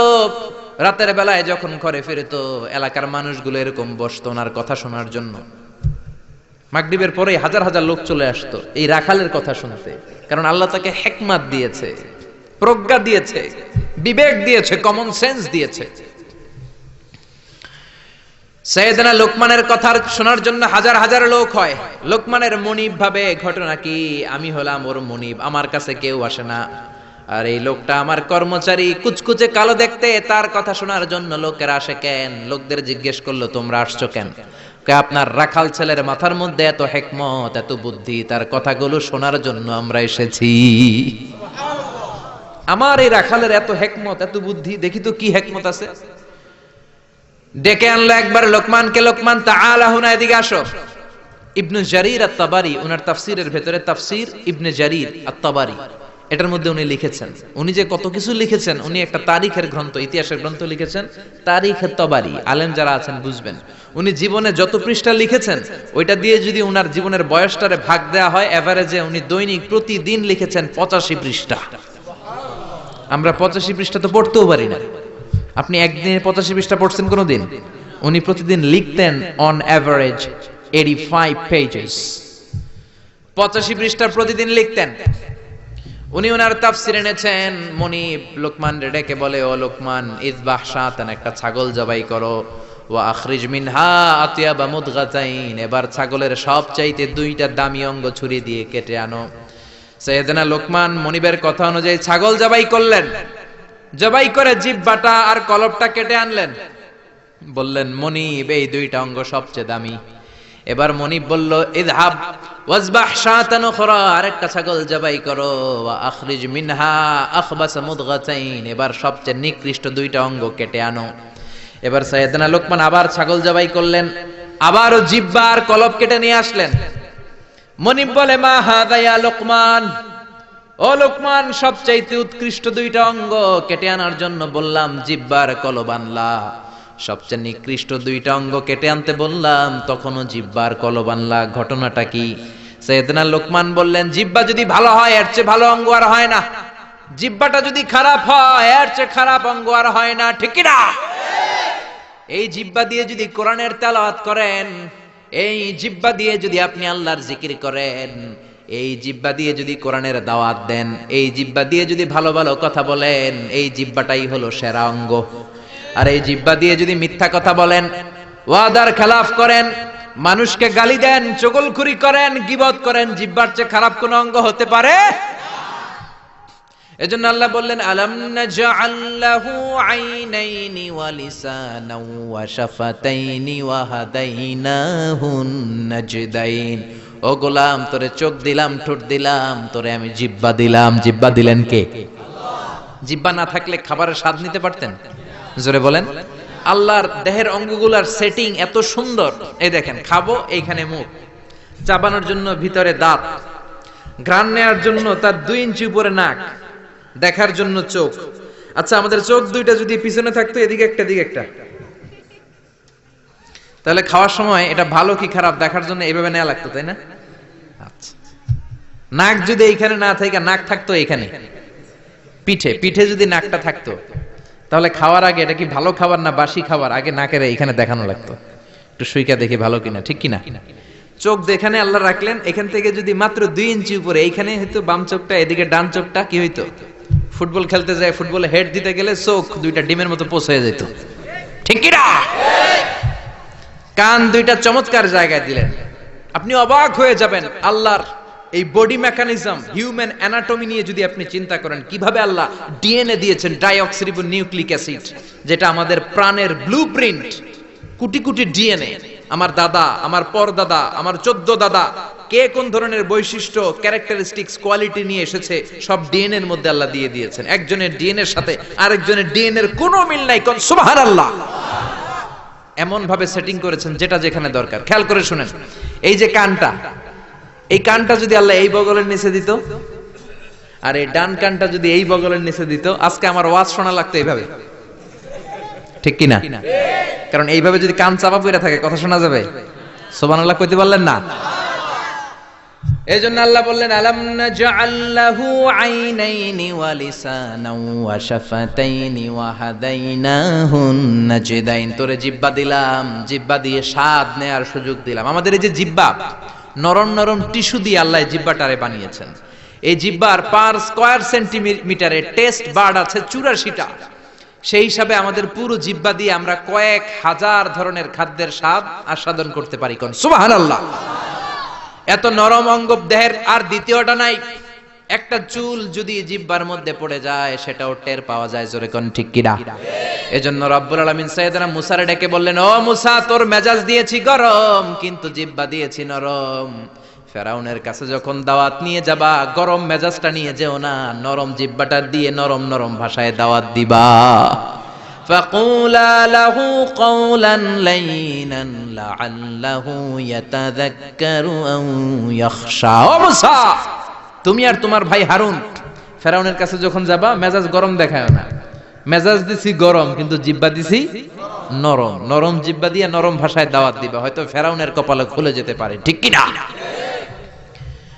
এজন্য লোকমান জিহ্বা কেটে এনে বলল, জিহ্বাটা সবচেয়ে ভালো আবার সবচেয়ে খারাপ। কলব কেটে এনে বলল, কলবটা সবচেয়ে ভালো সবচেয়ে খারাপ। কলবে যদি আপনি আল্লাহরে বসান, এই কলবের ভেতরে যদি আল্লাহরে জিকিরে বসান, এই কলবের মধ্যে যদি সবার জন্য ভালোবাসা থাকে, peace for all, love for all, no hatred for anyone, no jealous for anyone, কারোর জন্য ঘৃণা থাকবে না অন্তরে, সবার জন্য ভালোবাসা আছে না নাই?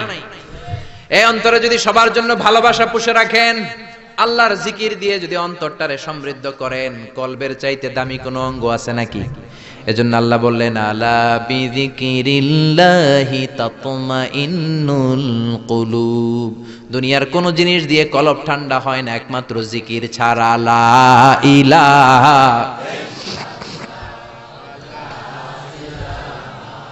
লা ইলাহা ইল্লাল্লাহু মুহাম্মাদুর রাসূলুল্লাহ সাল্লাল্লাহু। এজন্য এই কলবে জিকির করতে হবে, কলবের মধ্যে আল্লাহকে স্থান দিতে হবে। কলব পরিষ্কার হয় জিকির দিয়া। অনেকে বলে আমরা জিকির করি না, কলবে আয়না বসাই।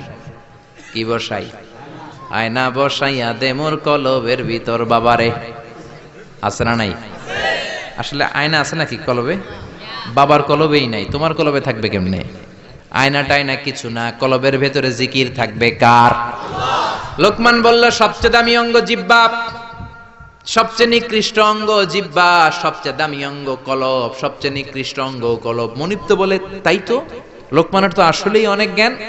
মনিব বলে, যা লোকমান, আর আমার রাখালগিরি করার দরকার নাই, তোরে আমি আজাদ করে দিলাম। দিন রাত সারাদিন সারাক্ষণ মানুষকে তোর জ্ঞান বিলিয়ে বিলিয়ে মানুষকে তুই আলোকিত করে দে। সুবহানাল্লাহ। বাড়িতে যে বললেন। এজন্য আল্লাহ বললেন, ওয়ালাকাদ আতাইনা লুকমানাল হিকমাতা আনিশকুর লিল্লাহ ওয়া মান ইয়াশকুর ফাইন্নামা ইয়াশকুরু লিনাফসিহি ওয়া মান কাফারা ফাইন্নাল্লাহা গনিয়্যুন হামিদ। পড়েন সুবহানাল্লাহ। আল্লাহ বললেন, আমি লোকমান রে হিকমত দিয়েছি। কি দিয়েছি? কথা বলেন। হেকমত শব্দটার সাথে আপনারা পরিচিত না? আমরা কিন্তু বলি, এই কথা বলার সময় হেকমত খাটায় বলবি। বলি না, বলি না, বলি না? হেকমত হলো কেমন করে কথা বলতে হয়, কিভাবে বলতে হয়, কোন জায়গায় কোনটা বলতে হয়, এটার নাম হলো হেকমত। নলেজ আর common sense is equal to wisdom, প্রজ্ঞা। হেকমতের বাংলা হচ্ছে প্রজ্ঞা, ইংরেজি হচ্ছে উইজডম। আপনার যে জ্ঞান আছে, জ্ঞানের সাথে যদি কমন সেন্সটারে কাজে লাগান, ওইটাই প্রজ্ঞা, তখনই আপনি ওয়াইজ ম্যান হয়ে যাবেন, ঠিক না? আপনার জ্ঞান আছে নামাজ পড়া ফরজ, নামাজ পড়লে জান্নাতি হওয়া যায়, এটা কিন্তু হেকমত না, এটা হলো জ্ঞান, নলেজ। এবার কেমন করে রুকু করবেন, কেমন করে সিজদা করবেন, কেমন করে নামাজ পড়বেন, এটা জানার নাম হলো হিকমত। তার মানে জ্ঞানকে প্রয়োগ করার কৌশল হচ্ছে হিকমত। জ্ঞান প্রয়োগের বাস্তব কলা কৌশল মেকানিজম জানার নাম হচ্ছে হিকমত।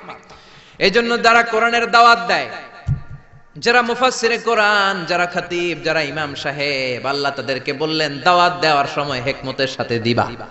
উদউ ইলা সাবিলি রাব্বিকা বিল হিকমাতি ওয়াল মাউইযাতিল হাসানাতি ওয়াজাদিলহুম বিল্লাতী হিয়া আহসান।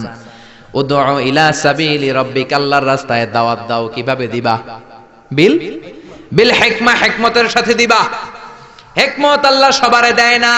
ইউতিল হিকমাতা মাইয়াশা ওয়া মাইয়ুতাল হিকমাতা ফাকাদ উতিয়া খায়রান কাসীরা। আল্লাহ হিকমত দেন কিন্তু সবাইরে নয়, যারে দেন তার কপাল রে উজালা করে দেন। হিকমতের আরেক অর্থ সুন্নাহ।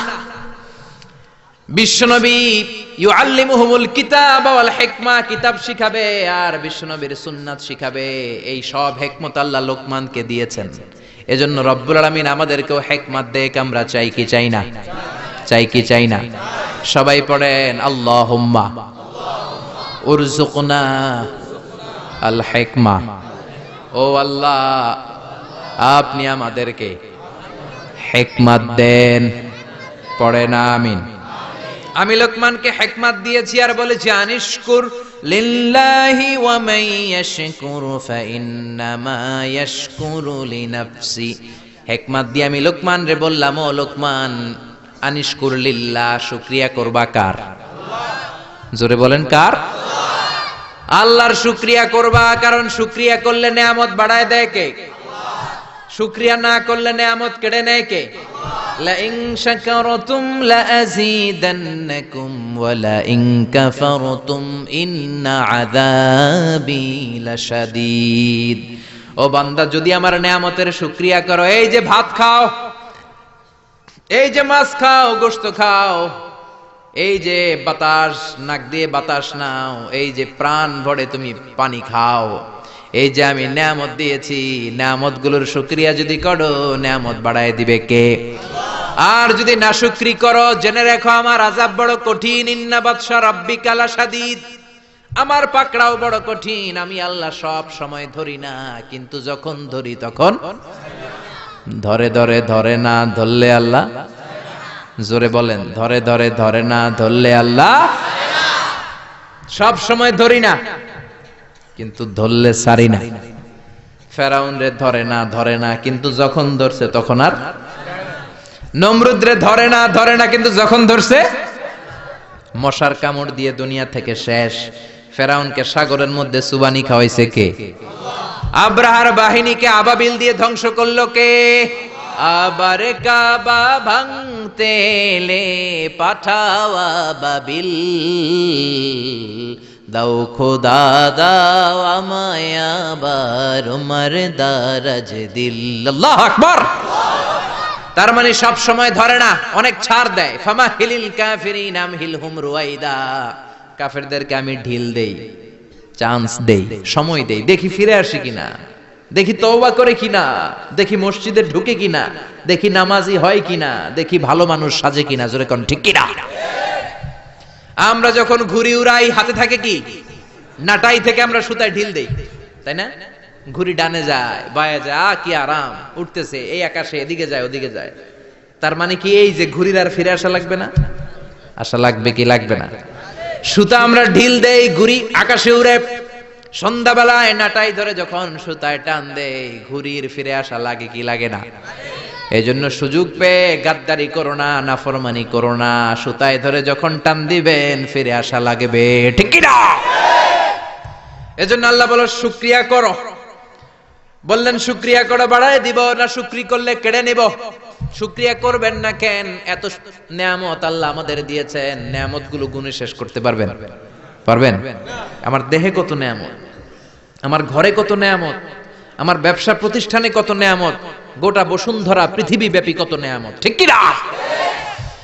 এজন্য আল্লাহ বললেন আনিশকুরু লিল্লাহি ওয়া মান ইয়াশকুরু ফাইন্নামা ইয়াশকুরু লিনাফসি। শুকরিয়া করো, শুকরিয়া করলে তোমারই লাভ। যে শুকরিয়া করে নিজের জন্যই করে নাকি আল্লাহর লাভ? আমরা শুকরিয়া করলে আল্লাহর অনেক লাভ না? আল্লাহর ক্ষমতা অনেক বেড়ে যাবে আমরা শুকরিয়া করলে। বেড়ে যাবে, বেড়ে যাবে। আল্লাহ বলে গোলাম, পৃথিবীর সবাই যদি মুত্তাকি হয়ে যাও, দুনিয়ার সবাই যদি নামাজি হয়ে যাও, আল্লাহর ওলি হয়ে যাও, আমার কোনো লাভ নাই, লাভ তোর।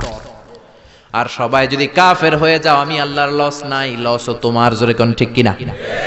সহিহ মুসলিমের বর্ণনা, দুনিয়ার সবাই যদি কাফের হয়ে যায়, মুশরিক হয়ে যায়, আমি আল্লাহর ক্ষমতার 1 ইঞ্চিও কমবে না। সবাই যদি জিকির করে ওলি হয়ে যায়, আমি আল্লাহর ক্ষমতার 1 ইঞ্চিও বাড়বে। লাভ লস কার? কয় আল্লাহর।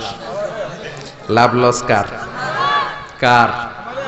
আরো জোরে সবাই বলেন। লাভ লস আমাদের। ওমান কাফারা ফাইন্নাল্লাহা গনিয়্যুন হামিদ।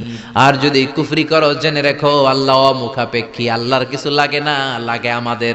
আমাদের প্রয়োজনে আমরা আল্লাহর কাছে ঠেকা, আল্লাহ কারো কাছে ঠেকা নাকি? আমাদের প্রয়োজনে আমরা আল্লাহর কাছে চাই, আল্লাহ কারো কাছে চায় নাকি? এবার সাইয়েদনা লোকমান ছেলেরে দাওয়াত দিবেন, ছেলেরে উপদেশ দিবেন, শুনতেছেন? আল্লাহ বলেন ওয়াইয ক্বালা লুকমানু লিবনিহি ওয়া হুয়া ইয়াইদুহু ইয়া বুনাইয়া লা তুশরিক বিল্লাহ ইন্নাশ শিরকা লাযুলমুন আযীম। শুরু করলেন উপদেশ। ও নবী, স্মরণ করুন ওই সময়ের কথা যখন লোকমান তার ছেলেকে উপদেশ দিচ্ছে। এজন্য ছেলেরে নসিহত করবেন, উপদেশ দিবেন, বিবিকে নসিহত করবেন। কোরআনে আল্লাহ বলেছে ফাইদুহুন্না, বিবিরে ওয়াজ করো। আমরা ওয়াজ করতে চাই না, ফ্যামিলি মিটিং নাই, ছেলেদেরকে আমরা কিছু বলি না, ছেলেদেরকে উপদেশ দিবেন। লোকমান বলল ইয়া বুনাইয়া, ও আমার বাজান, ও আমার কলিজার টুকরা সন্তান। আদর করে বলবেন, ধমক দিবেন না, এই হারামজাদা, গোলামের পোলা গোলাম, নামাজ পড়স না, আজকে তোর একদিন কি আমার একদিন। পোলাই কেবল ঠিক আছে, আজকে আমনের একদিন আরেকদিন আমার, ঠিক কিনা? কাজ হবে না। নরম ভাষায় দরদ নিয়ে বলবেন, হৃদয় নিংড়ানো দরদ নিয়ে কোনো কথা বললে ওই কথাটা আরেকজনের হৃদয় স্পর্শ করে, ঠিক কিনা? এজন্য দাওয়াতের ভাষা হতে হবে খুব হৃদয় স্পর্শী, নসিহত হতে হবে খুব কোমল ভাষার। অনেকে নসিহত করে মনে হয় যে আমার কি লাইবে এখন, আছে না নাই? এটা তো নসিহত না, এটা ঝগড়া। বাবা ছেলের ডাক দিল ইয়া বুনাইয়া, ও আমার বাজান, ও আমার কলিজার টুকরা, ও আমার বৎস, ও আমার সন্তান, ও আমার কলিজার টুকরা, এরকম দরদ মাখা কণ্ঠে, ও আমার বাজান, ও আমার সন্তান, এভাবে ডাক দিবেন। কলিজার টুকরা সন্তান বলে প্রথম উপদেশ দিচ্ছেন লা তুশরিক বিল্লাহি ইন্নাশ শিরকা লাযুলমুন আযীম। ও আমার কলিজার টুকরা সন্তান, শিরক করো না। কি করো না? সবাই বলেন কি করো না? শিরক করো না, কারণ ইন্নাশ শিরকা লাযুলমুন আযীম, শিরক হলো বড় জুলুম। কারণ এই জুলুমটা কোনো মানুষের উপর জুলুম নয়, জুলুমটা কার উপর? যে আল্লাহ রিজিক দেয়, আল্লাহর না মাইনা আরেকজনরে মানেন, আপনি মুমিন না মুশরিক? যে আল্লাহ আপনার স্রষ্টা, তার ইবাদত না করে আরেকজনের ইবাদত করেন, আপনি মুমিন না মুশরিক? এজন্য বললেন লা তুশরিক বিল্লাহ, শিরক করো না। খেয়াল করবেন, সবচেয়ে জরুরি জিনিস আগে বলতে হয়, এই জিনিসটা অনেক জরুরি। শিরক কিন্তু অনেক ভয়ঙ্কর। শিরক হচ্ছে ভয়ঙ্কর ঈমান বিধ্বংসী মারণাস্ত্র। এই শিরক যদি আপনি করে ফেলেন, আপনার সব শেষ। এজন্য প্রথমে শিরকের কথা বললেন। শিরক হলো ঈমান বিধ্বংসী মারণাস্ত্র, এইডসের চেয়েও ভয়ঙ্কর, ক্যান্সারের চেয়েও ভয়ঙ্কর। ক্যান্সারের অ্যানসার আছে, শিরকের কোনো অ্যানসার নাই, ঠিক কিনা?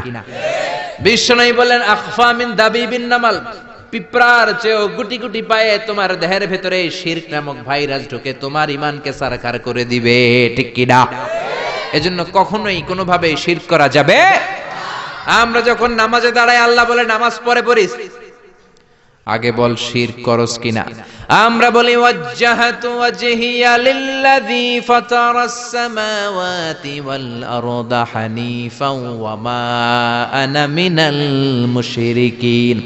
আমরা বলি ও আল্লাহ, ওয়া মা আনা মিনাল মুশরিকিন, আমরা শিরক করি।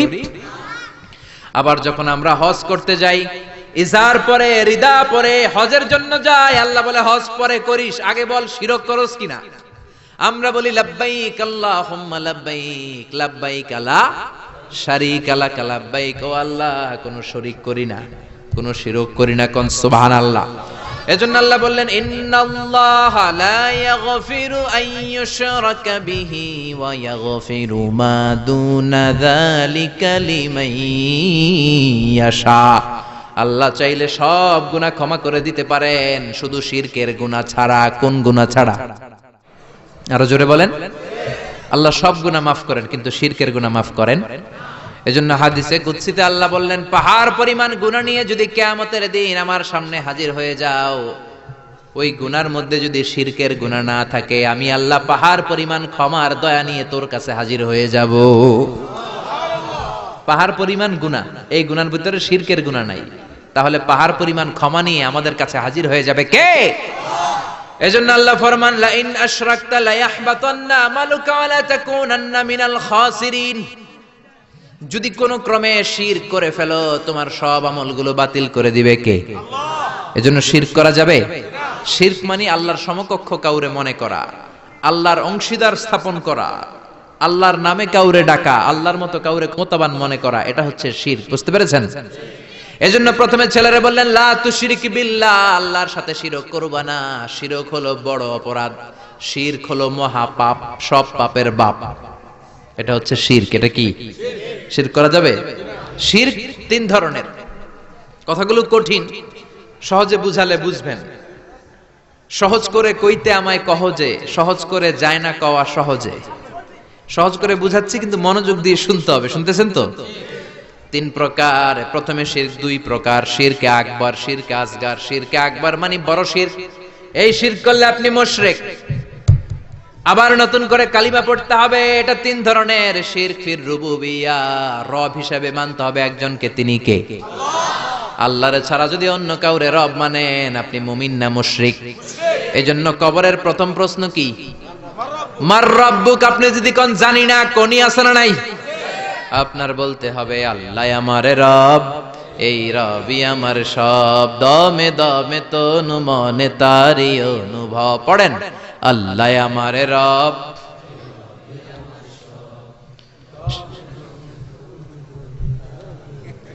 আর শিরকু ফির রুবুবিয়াহ, রবের নামে যদি শিরক করেন, ফেরাউন বলেছিল আনা রব্বুকুমুল আ'লা, আমি বড় রব, আমি বড় খোদা। আল্লাহ কয় তুই হুদা। এজন্য সাগরের মধ্যে চুবাইছে কে? এজন্য আল্লাহ ছাড়া কাউরে কোনোদিন রব মানা যাবে। দুই নাম্বার শিরকু ফিল উবুদিয়া, ইবাদত হবে একজনের। তিনি কে? এখন আপনি মসজিদেও যে আল্লাহরে সেজদা দেন, আবার দরগায় যে মাজারে যেও আপনি সেজদা দেন, আপনি মুমিন না মুশরিক? মাজারে যে অনেক মহিলারা সেজদা দেয়, আছে না নাই? কয় ছেলের জন্য বাবার কাছে গেছি, বাবার দরবারে যায়, বাবা নাকি ছেলে দিব। মাজারে গেলে বলে ছেলে পাওয়া যায়। আচ্ছা কুত্তার যে বাচ্চা হয়, কুত্তা কোন দরবারে গেছিল? হ্যাঁ, ছাগলের যে বাচ্চা হয়, ছাগলে কোন মাজারে যায়? গাভী যে প্রতি বছর বাছুর দেয়, গাভী কোন বাবার দরবারে যায় বাচ্চা পাইলো? কথা কি বুঝেন? একটু বিবেক খাটান। এই যে কুকুরের বাচ্চা হয়, ছাগলের বাচ্চা, এরা তো কোনো মাজারে যে মানত করলো না, এদেরকে বাচ্চা দিল কে? তো কুকুররে আল্লাহ বাচ্চা দিতে পারলে কি আপনারা দিতে পারে না? ইয়াহাবু লিমান ইয়াশাউ ইনাসা ওয়া ইয়াহাবু লিমান ইয়াশাউ যুকুর আও ইউযাওয়িজুহুম যুকরানা ওয়া ইনাসা ওয়া ইয়াজআলু মান ইয়াশাউ আকিমা ইন্নাহু আলিমুন কাদির। তিনি যাকে চান তাকে ছেলে দেন, আবার যাকে চান তাকে মেয়ে দেন, আবার যাকে চান তারে ছেলেও দেন মেয়েও দেন, আবার যাকে চান ছেলেও দেন না মেয়েও দেন না। তিনি কে? আল্লাহ। এজন্য ছেলে মেয়ে যদি চাইতে হয় চাবেন কার কাছে? তিন নম্বরে আর শিরকু ফিল আসমাই ওয়াস সিফাত, আল্লাহর সিফাতি নাম যদি কারো সাথে লাগান। আমার আল্লাহর নাম হলো গাউসুল আজম, মানে মহান সাহায্যকারী। এখন আব্দুল কাদের জিলানীরে যদি বলেন গাউসে পাক, আপনি মুমিন না মুশরিক? খবরদার। আল্লাহ হচ্ছে গাউসুল আজম। আল্লাহ কে? গাউসুল আজম, এটা আল্লাহর নাম। আল গাউস আল আজম। আব্দুল কাদের জিলানী অনেক বড় আল্লাহর ওলি ছিলেন। ওলিরে ওলি বলে ডাকবেন? ওলিরে আল্লাহর নাম দিয়ে ডাকা যাবে? আব্দুল কাদের জিলানী শুধু ওলি ছিলেন না, মুজাহিদ ছিলেন। মুফতাকির বিল্লাহ ছিল ওনার সময়ের প্রেসিডেন্ট। ওই প্রেসিডেন্টের ঘুষাইয়া চাপা ভাঙ্গা দিছে উনি, পিটাইয়া একেবারে সুলতানাত মাটির সাথে মিশিয়ে দিয়েছে আব্দুল কাদের জিলানী। বাগদাদে 400 মাদ্রাসা প্রতিষ্ঠা করেছে। ওনার এলমি খেদমত নিয়ে কথা নাই, ওনার জিহাদি জীবন নিয়ে কথা নাই। খালি কথা ফু দিলে বলে পানি আগুন হয়ে যায়, আগুন পানি হয়ে যায়। কপাল পড়া, ঠিক কিনা? খাজা মাইনুদ্দিন চিশতি রাহিমাহুল্লাহ অনেক বড় আল্লাহর ওলি ছিলেন। তার চেয়ে বড় পরিচয় হলো মুজাহিদ ছিলেন। পৃথ্বীরাজের সিংহাসন হিন্দুস্তানে লাথি মেরে উড়িয়ে হিন্দুস্তানের মতো জায়গার মধ্যে কালিমার পতাকা গেড়েছেন, ঠিক কিনা? এই ওয়াজগুলো করে না, শুধু বলে ফু দিয়া এটা করছে, জায়নামাজ বিছাইয়া সাগর পার হইছে, খালি এই ওয়াজ করে। এরা এক একজন মুজাহিদ ছিলেন, এরা এক একজন স্ট্রাগল করেছেন, অন্যায়ের বিরুদ্ধে জিহাদ করেছেন। চিল্লায় বলেন ঠিক কিনা? এজন্য খবরদার, আল্লাহর নামের সাথে আল্লাহর মতো করে কাউরে ডাকা যাবে না, কোন ধরনের শিরক করা যাবে না। এটা গেল শিরকে আকবার। এবার আসেন শিরকে আসগর। শিরকে আসগর হচ্ছে ছোট শিরক। কি শিরক? কথা বলেন। এটা করলে আপনি সাথে সাথে মুশরিক হবেন না, কিন্তু কবিরা গুনাহ হবে। আপনাকে তওবা করে ক্ষমা চাইতে হবে। চিল্লায়ে বলেন ঠিক কিনা? ছোট শিরকের মধ্যে এক নাম্বার হলো রিয়া, শফ, লোক দেখানো। নামাজ পড়তে হবে একজনের জন্য, তিনি কে? এখন যদি আপনি লোক দেখানো নামাজ পড়েন, আপনি শিরক করে ফেললেন। বিষ্ণু বলেন, আমি আমার মৃত্যুর পরে তোমাদের ব্যাপারে সবচেয়ে যেই জিনিসটার আমি নবী ভয় পাই সেটা হলো আর রিয়া, ছোট শিরক। মানুষ লোক দেখানোর জন্য কাজ করে। হজ করেছে, নামের আগে হাজি না লেখলে উনি সাইতে ওড়ে, আছে না নাই? তো আপনি হজ করছেন কি আলহাজ লাগানোর জন্য? তো আপনি তো নামাজও পড়েন, নামের আগে মুসল্লি লাগান না কেন? আপনার নাম হবে আল মুসল্লি, আস-সাইম, আল মুজাক্কি, আলহাজ কুতুবউদ্দিন। কারণ আপনি নামাজ পড়েন, আপনি যাকাত দেন, আপনি রোজা রাখেন। শুধু হজটা লাগান কেন? কপাল পোড়া। হজ করেছেন আল্লাহর জন্য, খবরদার কোনোদিন নামের আগে আলহাজ লাগাবেন না। লাগাবেন? হজ করেছেন কারে দেখাইতে? কার খুশির জন্য? তো আপনি যে হজ করছেন, আপনি যে নামাজ পড়েন, আপনি যে তাহাজ্জুদে উঠে কাঁদেন, এটা নামের আগে লাগান কেন? আমলগুলো বাতিল হয়ে যাবে। রিয়া সব শেষ করে দেয়। জাহান্নামের অতল গহ্বরে একটা জায়গা আছে, ওই জায়গাটার আগুনের এত তেজ, খোদ জাহান্নাম ওই জায়গা থেকে 70 বার দিনে পানা চায়। সাহাবারা বললেন, ওই জায়গায় কারা যাবে? বিশ্বনবী বললেন, যারা লোক দেখানো আমল করবে তারা যাবে। এজন্য রিয়া করা যাবে? কয়টা বলবো? শিরকুল আসগার অনেক। তারপরে আছে আল হালাফ বিগাইরি ইসমিল্লাহ, আল্লাহ ছাড়া অন্য কারো নামে কিরা কাটা। আমাদের দেশে এগুলো আছে না নাই? কয় মাথার কসম, টুপির কসম, বিদ্যার কসম, মায়ের দুধের কসম, মসজিদের কসম, কোরআনের কসম, কোন কিছুর নামে কসম কাটা যাবে না একজনের নাম ছাড়া। তিনি কে?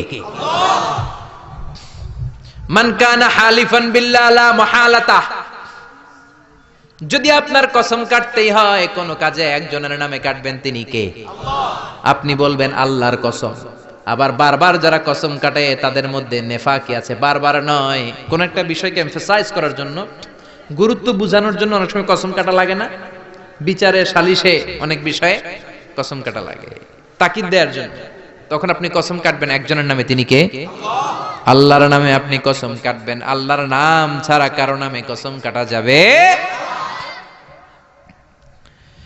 এরপরে আত্মীয়ারা, বিশ্বনবী বললেন, লা তিয়ারাতা ফিল ইসলাম, ইসলামে শুভ অশুভ কিছু নাই। সুলক্ষণে কুলক্ষণে বলতে কিছু নাই, কুফা টুফা বলতে কিছু নাই। কয় তুই একটা কুফা, তুই ঘরে ঢুকলেই বাংলাদেশের উইকেট পড়ে, তুই বাইর বাইর বাইর বলি না? কেউ ঢুকলে কি উইকেট পড়ে? সে ঢুকলেও পড়বে, না ঢুকলেও পড়বে। এটা তো একটা খেলার সিস্টেম। আপনি ভালোভাবে খেললে আপনার উইকেট পড়বে কেন? ঠিক কিনা? এই কুফা বলতে ইসলামে কিছু নাই। নতুন বউ আসছে বাড়িতে, মা চা বানায় খাওয়াও। বৌমা চা বানাইতে যায় ফ্রিজ ভেঙে ফেলছে, বউটা ভালো না, এটা কুলক্ষণ, এটা অপয়া। এগুলো ইসলামে না। ইসলাম বলে আল কদর খাইরিহি ওয়া শাররিহি মিনাল্লাহ, ভালো হোক মন্দ হোক দুনিয়ার কেউ করতে পারে না, করতে পারে একজন, তিনি কে? এরপরে ইতিয়ানুল আররাফিন, গণকের কাছে যাওয়া যাবে? অনেক গণক বাবা বাংলাদেশে আছে না নাই? গনে গনে নাকি সব বলে দেয়। বিশ্বনবী বললেন, মান আতা আররাফান, যে কোনো গণকের কাছে যায়, ফাসাআলাহু আন শাইইন, যে কিছু জিজ্ঞেস করে, গণকের কাছে যে জিজ্ঞেস করার সাথে সাথেই 40 দিনের আপনার নামাজগুলারে বাতিল করে দিবে কে? গণক যা বলছে এটা বিশ্বাস করেন নাই, শুধু জিজ্ঞেস করছেন, 40 দিনের নামাজ বাতিল। আর গণক যা বলেছে যদি বিশ্বাস করেন, মুশরিকদের কাতারে আপনারা তুলে দিবে কে? এজন্য গণকের কাছে যাওয়া যাবে না। গণকরে যে বলবেন, ও গণক বাবা, আপনার চেম্বারে আপনি কি করেন? গণক বলবে, আমি ভবিষ্যতের সব কথা জানি, সব বলে দেই। এটা বললেই দিবেন এক থাপ্পড় 20 কেজি ওজনের। যদি বলে, এই থাপ্পড় দিলি কেন? বলবেন, তুমি তো গণক, ভবিষ্যৎ জানো। আজকে আমি এই সাথে থাপ্পড় দিব, আগেই তো জানার কথা। তুমি না সব জানো, আমারে দেখে তুমি দৌড় দাও নাই কেন? ঠিক কিনা? এইভাবে সাইজ করবেন গণক বাবাদেরকে। এরপরে আছে রাশিফল বাবা। মেষ রাশি, বৃষ রাশি, মিথুন রাশি, কর্কট রাশি, তুলা রাশি, সিংহ রাশি, আছে না নাই? আপনি যাবেন, কইব তোর উল্লুক রাশি। আপনার বন্ধুরে নিয়ে যান, বলবে তোর বন্ধুর ভাল্লুক রাশি। আপনার বউ নিয়ে যান, বলবে তোর বউয়ের বিলাই রাশি। আপনি যাই বলবেন বাবা আমার রাশি, কইবে তোর কুত্তা রাশি। আপনার ছোট্ট ছেলেটারে নিয়ে যান, বলবে তোর ছেলের ইন্দুর রাশি। আছে না নাই? হাতের রেখা দেখে আর সব বলে এই যে এইখানে তোমার বিবাহ, এটা একটু ঘুরাই দিলে এটা ওইদিকে যাবে, আর তুমি তো সৌদি চলে যাবা কিছুদিন পরে, তোমার ভাগ্যে অনেক কিছু আছে। হাতের রেখায় কোনো ভাগ্য থাকে না, কারণ ভাগ্য তো তারও থাকে যার হাত থাকে না। হাত নাই পা নাই এরকম বিকলাঙ্গ লোক পৃথিবীতে আছে না নাই? তো যেই লোকটার হাত নাই তারও তো ভাগ্য আছে। এজন্য কপাল পোড়া এদের কাছে যাওয়া যাবে, খবরদার টিয়া পাখির কাছে যায়। টিয়া পাখি নাকি ভাগ্য বলে দেয়। কত নিম্ন রুচির লোক হতে পারলে একজন মানুষ আশরাফুল মখলুকাত হয়ে টিয়ার কাছে ভাগ্য জানতে চায়। ভাগ্য তো মহাবিশ্ব সৃষ্টির 50,000 বছর আগে লৌহে মাহফুজে লিখে দিয়েছে কে? আল্লাহ। আর জোরে বলেন কে? আল্লাহ। এরপর কোমরে কাইতন বাঁধে, আছে না নাই? হাতের মধ্যে আজমি শরীফের সুতা বাঁধে। পরীক্ষার রাত্রে দেখলাম একটাই ঘুরে, বললাম কিরে পরশ না? কই যে হুজুর সুতা আছে, আজমি শরীফের সুতা। আমার A+ ঠেকাবে কে? এরকম আছে না নাই? সুতা তোমার কিচ্ছু করতে পারে না, করতে পারে একজন, তিনি কে? আল্লাহ। এরপরে ইঁদুরের কাছে যে দাঁত চায়, দাঁত নিয়ে কই ইন্দুর মামা, ইন্দুর মামা। মাই কইছে আমনে আমার বড় মামা, আমার মোটা দাঁত নিয়ে আমনের চিকুন দাঁত দেন। এই এলাকায় বলে, এখানেও বলে। ইঁদুরের কাছে আর দাঁত চাইবেন? কোনদিন চাইবেন? এরপর ট্রাকের পিছনে জুতা ঝুলায়, আছে না নাই? তাও পুরান জুতা। দেখবেন রাত্রেবেলা ট্রাকের পিছনে সব পুরান জুতা। একটার ধরলাম, কি রে পুরান জুতা কেন? কই হুজুর চোখ লাগে, বদনজর, মুখ লাগে। তো কি লাভ? কই যেটা মুখ লাগাইছে ওটার গালে যায় আমার সিরা জুতা পড়ছে। কপাল পোড়া। তুমি ট্রাককে হেফাজতের জন্য জুতার উপর তাওয়াক্কুল করেছো, আল্লাহর উপর তাওয়াক্কুল করো নাই, তুমি মুশরিক। জোরে কোন ঠিক কি না? এরপরে মাজার দেখলে ড্রাইভার ভাইরা গাড়ি স্লো করে, করে কি করে না? মাজারের দিকে এরকম করে, আছে না নাই? কিরে স্লো করলি কেন? কয় বাবার মাজার, বাবায় অনেক গরম, গাড়ি আমার উল্টায় দিবে। জোরে চালাইলে গাড়ি উল্টায় দিলে দুর্ঘটনা হয়, মানুষ মারা যায়। যে লোক কবরে শুইয়া মানুষ মারে ওইটা আল্লাহর ওলি নাকি ডাকাইত? ওটা তো অনেক বড় সন্ত্রাসী, ঠিক কিনা? এরপর বাচ্চাদের কপালে কালো টিপ, আছে না নাই? আমি আমার বাড়িতে আমার পুরাতন একটা অ্যালবাম ঘাটতে শুরু করলাম। ঘাটতে ঘাটতে দেখি আমার বয়স যখন 4, তখন আমার একটা ছবি, ওইখানে আমার কপালেও কালো টিপ দেওয়া। আম্মারে ধরলাম, কালো টিপ দিলা কেন? কয় তোর নানি কইছে। নানিরে ধরলাম, তুমি কইছো কেন? কয় তোর বড় আম্মা কইছে, ওই বেডি আর বাইসা নাই, আর ধরতেও পারি নাই। এই জন্য এগুলো করা যাবে। এই কালো টিপ দিবেন না। সূরা ফালাক নাস পড়ে ফু দিবেন, সুস্থ করে দিবে কে? তারপরে কয় পরীক্ষার সকালে ডিম খাবি না, পরীক্ষায় ডিম পাবি। আপনাদের এলাকায় বলে? বলে? আহা, এটি ভুয়া কথা। আমি তো সবসময় পরীক্ষার দিন সকালে ডিম খাইতাম আর ফার্স্ট হয়ে যেতাম। এই যে মিশরের পরীক্ষায় যখন দিলাম, ডিম খেয়ে গেছি, ফার্স্ট হয়ে গেছি। ডিম খাইলে ফার্স্ট হয়ে যাবেন, ডিম খাইলে পরীক্ষায় ডিম পাবে, এটা ভুয়া কথা। এরপরে কয় জট কলা খাইস না, জমজ পলাইব। আছে না নাই? জমজ হলে তো ভালো, 2 বারের কষ্ট একবারে সারলো। 2 বার বউয়ের কষ্ট কমে গেল। 10 মাস 2 বছর কত কষ্ট, 2 বার পেট কাটো, আর জামাইয়ের টাকা খরচ, সিজারের টাকা, আছে না নাই? তো একবারে যদি হয়ে যায়, কষ্ট কমে গেল না? কপাল পোড়া। জট কলা দেখে দেখে খাইবেন, বাইসা বাইসা খাইবেন, কিচ্ছু হবে না। সুবহানাল্লাহ। এরপরে বলে তোর যদি হাত চুলকায় তাইলে তোর টাকা আসবে, বলে না? আসলে কি আসে? টাকা আসে? আসে না। ধনী বানায় কে? গরিব বানায় কে? আবার মাথায় যদি 2 গিট থাকে, 2টা গিট থাকে, কয় তোর 2 বিয়া। আছে না নাই? মুসলমান এগুলোতে বিশ্বাস করতে পারে? এজন্য লোকমান বললেন, লা তুশরিক বিল্লাহি ইন্নাশ শিরকা লাযুলমুন আযীম। খবরদার শিরক করো না, শিরক বড় অপরাধ। 1 নাম্বার উপদেশ শেষ। 2 নাম্বার, ইয়া বুনাইয়া ইন্নাহা ইন তাকু মিসকালা হাববাতিন মিন খারদালিন ফাতাকুন ফি সখরাতিন আও ফিস সামাওয়াতি আও ফিল আরদি ইয়াতি বিহাল্লাহ ইন্নাল্লাহা লাতীফুন খাবীর। প্রথম উপদেশ দিলেন, বাবা শিরক করিস না, শিরক বড় পাপ, সব পাপের বাপ। ক্যান্সারের অ্যান্সার আছে, শিরকের কোনো অ্যান্সার নাই। দ্বিতীয় উপদেশ দিলেন, বাবা ছোট্ট কোনো ভালো কাজ কিংবা মন্দ কাজ যদি করো, পাহাড়ে ঢুকেও যদি করো, আকাশে উঠেও যদি করো, জমিনের গর্তের মধ্যেও যদি করো, কেউ দেখে না দেখে কে? কেউ যেটা দেখে না দেখে কে? কেউ যেটা শোনে না শোনে কে? কেউ যেটা বুঝে না বুঝে কে? দরজা বন্ধ করে লাইট অফ করে রাতের বেলা পাপ করলেন, কেউ দেখে নাই, দেখছে কে? তিনি লাতীফুন খাবীর, সূক্ষ্মদর্শী। তিনি থাকেন অনেক উপরে, 7 আকাশ, সিদরাতুল মুনতাহা, বাইতুল মামুর, লাউহে মাহফুজ, তারপরে আল্লাহর আরশ, তারপরে কুরসি, তার উপর আল্লাহর 70,000 নূরের পর্দা। সেখান থেকে আল্লাহ সপ্তম জমিনের নিচেও যদি অমাবস্যার রাতে কোন পিপিলিকা, পিঁপড়া নীরবে নিঃশব্দে হেঁটে যায়, এত উপর থেকে ওই পিঁপড়ার আওয়াজও আল্লাহ শুনতে পান। তিনি লাতীফুল খাবীর। তার মানে দ্বিতীয় উপদেশ দিলেন, বাবা ওই আল্লাহর শিরক করো না যে আল্লাহ এত ক্ষমতাশীল, তুমি যেখানেই যেটা করো কিয়ামতের দিন তোমার সামনে তুলে ধরবে কে? এটাকে বলে সেন্স অফ অ্যাকাউন্টেবিলিটি, জবাবদিহিতার চিন্তা। এই সফটওয়্যার তাকওয়া নামক এই সফটওয়্যার যদি ছেলের মাথায় ইনস্টল করে দেন, এই ছেলে আর কোনোদিন বেয়াদব হবে না, এই ছেলে বেনামাজি হবে না, এই ছেলে বেরোজগার হবে না, এই ছেলে ডাকাত হবে না। চিল্লা এখন ঠিক কি না? আদর দিয়ে আপনি বুঝায় দেন, বাবা তুমি স্কুলে যাও, চুরি করে বন্ধুর পেন্সিলটা তোমার ব্যাগে করে এনো না, বন্ধুর রাবার চুরি করো না, কলম চুরি করো। ছোট্ট বাচ্চাদের মধ্যে এটা আছে, আরেকজনের কলমটা লাল দেখছে ওটা নিয়ে আস, আপনি শিখিয়ে দেন আরেকজনের জিনিস নেওয়া যাবে না, না বলে নেয়াকে চুরি বলে। ও বাবা রাস্তা দিয়ে তুমি হেঁটে যাও, আম গাছে আম পেকেছে, রাস্তায় কেউ নাই, টুক করে একটা আম পেড়ে ব্যাগের ভিতরে ভরেছো, কেউ দেখে নাই, দেখেছে কে? কিয়ামতের দিন বিচার আছে না নাই? ওই ছোট্ট বেলা থেকেই এই তাকওয়া নামক সফটওয়্যার ব্রেনে ইনস্টল করে দেওয়ার দরকার আছে না নাই? 3 নাম্বার উপদেশ, ইয়া বুনাইয়া আকিমিস সালাতা ওয়া আমুর বিল মা'রুফি ওয়ানহা আনিল মুনকার। ইয়া বুনাইয়া, ও আমার ছেলে, আকিমিস সালাহ মানে কি?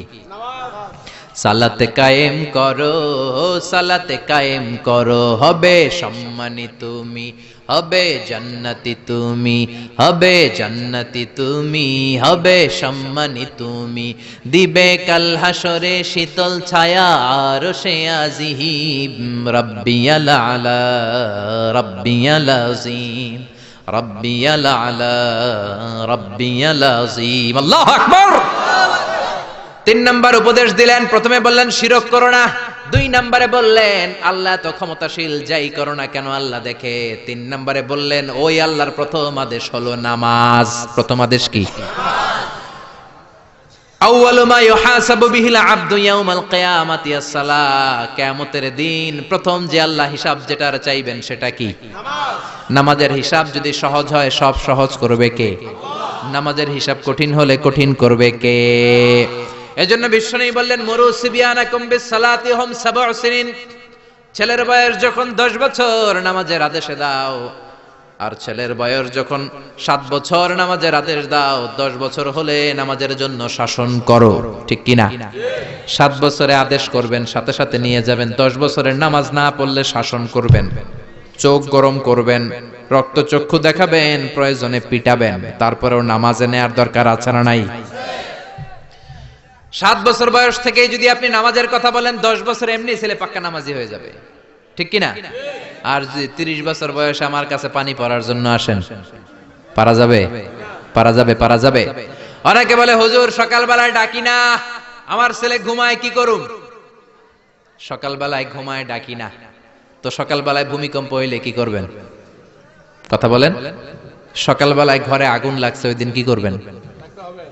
না, ছেলেটা ঘুমায়, ঘুমাক না একটু, আগুন লাগছে তো কি হয়েছে, পুইরা মরুক, তারপরও ঘুমাক, এরকম করবেন? দুনিয়ার আগুনের জন্য, দুনিয়ার আগুন থেকে বাঁচাতে হলে ছেলেকে যদি ডাকতে হয়, জাহান্নামের আগুন থেকে যদি বাঁচাতে চান, ডাকার দরকার আছে না নাই? এজন্য দিন শুরু হবে ফজরের নামাজ দিয়ে। কোন নামাজ দিয়ে? জোরে বলেন। বাবা যারা আছেন নামাজের দাওয়াত দিবেন। এরপরে 4 নম্বরে বললেন ওয়ামুরু বিল মা'রুফ, ভালো কাজের আদেশ দাও। 5 নম্বরে বললেন ওয়ানহা আনিল মুনকার, খারাপ কাজের নিষেধ করো। ভালো কাজের আদেশ, খারাপ কাজের নিষেধ, এগুলো করো। কুনতুম খায়রা উম্মাতিন উখরিজাত লিন-নাসি তা'মুরুনা বিল মা'রুফি ওয়া তানহাউনা আনিল মুনকার। ভালো কাজের আদেশ দাও, মন্দ কাজের নিষেধ। বাচ্চাদেরকে এগুলো শিখাবেন, এখন থেকে এগুলো শিখে বড় হতে হবে। আপনি একা নামাজ পড়লে হবে না, আশেপাশের বন্ধু বান্ধবদেরকে নিয়েও মসজিদে যাওয়ার দরকার আছে না নেই? একা পাপ থেকে বাঁচলে হবে না, সমাজটারও পাপ থেকে বাঁচানোর দরকার আছে না নাই? আপনি যদি বলেন আমি তো নামাজ পড়ি, হেরা না পড়লে আমার কি, আমি পাপ করি না, ওদেরকে আমি বাধা দিব না, আমার কি? আযাব আর গজব আসলে আপনিও বাঁচবেন না, আপনি সবার আগে ভুগবেন, ঠিক কি না? লঞ্চের দ্বিতীয় তলায় কিছু ভালো মানুষ ঘুমায়, লঞ্চের নিচের তলায় কিছু লোক লঞ্চের তলা ছিদ্র করতে আরম্ভ করছে। আচ্ছা, লঞ্চের তলা যদি ছিদ্র কেউ করে কি হয়? পানি ঢুকে, লঞ্চ ডুবে যায়। এখন দ্বিতীয় তলার লোকেরা যদি ভাবে আমরা তো আরামে আছি, আমাদের ওদেরকে ঠেকানোর দরকার নাই, লঞ্চ কি থাকবে না যাবে? এজন্য উপরের তলায় যারা ঘুমায় তাদের দায়িত্ব যারা নিচের তলায় ছিদ্র করে ওদেরকে বাধা দেয়া, ঠিক কি না? যদি বাধা না দেয়, নিচের তলার লোকেরা যেমনি শেষ, উপরের লোকেরাও শেষ। নামাজিরা আপনারা যদি আশেপাশের লোকদেরকে নামাজের দাওয়াত না দেন, ভূমিকম্প আসলে শুধু এই জালেমরা মরবে না, আপনারা আলেমরাও মরবেন, কোন ঠিক কি না? জালেমও মরবে, আলেমও মরবে। এজন্য আল্লাহ বললেন ওয়াত্তাকু ফিতনাতাল্লাতী লা তুসিবান্নাল্লাযীনা যালামু মিনকুম খাসসা। ওই আযাবকে ভয় করো যে আযাব যখন আসে শুধু জালেমের উপর আসে না, আলেমের উপরও আসে, ঠিক কি না? মুসা আলাইহিস সালাম আল্লাহরে বললেন, আল্লাহ তুমি এলাকায় যখন ভূমিকম্প দাও, আযাব দাও, শুধু জালেমদের উপরে দাও না, আলেমদেরকেও মেরে ফেলো। শুধু পাপীদেরকে মারো না, ভালো মানুষদেরকেও তো মেরে ফেলো, কারণটা কি? আচ্ছা, বাংলাদেশে যে যখন বন্যা হয় শুধু হিন্দুরা মরে, শুধু কাফেররা মরে? মুসলমান আল্লাহর ওলিরাও তো মরে, যেরকম ঠিক কিনা? সাইয়েদনা মুসা আলাইহিস সালাম বললেন, আল্লাহ আযাব আর গজব দিলে শুধু খারাপ মানুষদেরকে মারো না কেন, ভালোদেরকেও মারো কেন? আল্লাহ বললেন, প্রশ্নের উত্তর আমি দিব না, তুমি নিজে পেয়ে যাবা। মুসা আলাইহিস সালাম হাঁটতে শুরু করলেন, শুনতেছেন নাকি ঝিমানি ধরছে? হাঁটতে হাঁটতে বিশ্রামের জন্য এক গাছের নিচে বসলেন, বসে ঘুমায় গেলেন। ওই গাছের নিচে ছিল 20 পিঁপড়ার বাসা। 3টা পিঁপড়ে এসে মুসা নবীর পায়ে কামড়াতে শুরু করলেন। 20 পিঁপড়ার কামড়ানির চোটে নবী মুসার ঘুমাতে পারে না, উঠে গেছে ব্যথায়। এই নবীর মেজাজ কি গরম না নরম? মেজাজের চোটে ঘুম থেকে উঠে পা দিয়ে পিষে পিষে পুরো বাসাটারে নাস্তানাবুদ করে দিলেন। পুরা পিঁপড়ার বাসা সে সবগুলা পিঁপড়া পা দিয়ে পিষে পিষে মারলেন। আল্লাহ ডেকে বললেন, ও মুসা, কামড় দিছিল কয়টা পিঁপড়া? সব ডেরে মারলা কেন? সবগুলারে শেষ করলা কেন? আল্লাহ ডেকে বলে, মুসা আযাব আর গজব যখন আমি দেই বেছে বেছে দিতে পারি না, দিলে একসাথে সবাই রে দেই, ঠিক কি না? এজন্য নামাজ একা পড়লে হবে না, সবাই রে নামাজের দাওয়াত দেওয়ার দরকার আছে না নাই? এরপর আল্লাহ বললেন ওয়াসবির, সবর করো। লোকমান তার ছেলেকে বললেন সবর করো আলামা সাবাক। ছেলে যদি নামাজি হয়, ভালো কাজের আদেশ দেয়, খারাপ কাজের নিষেধ করে, ওই ছেলের উপর আযাব আর শাস্তি আছে না নাই?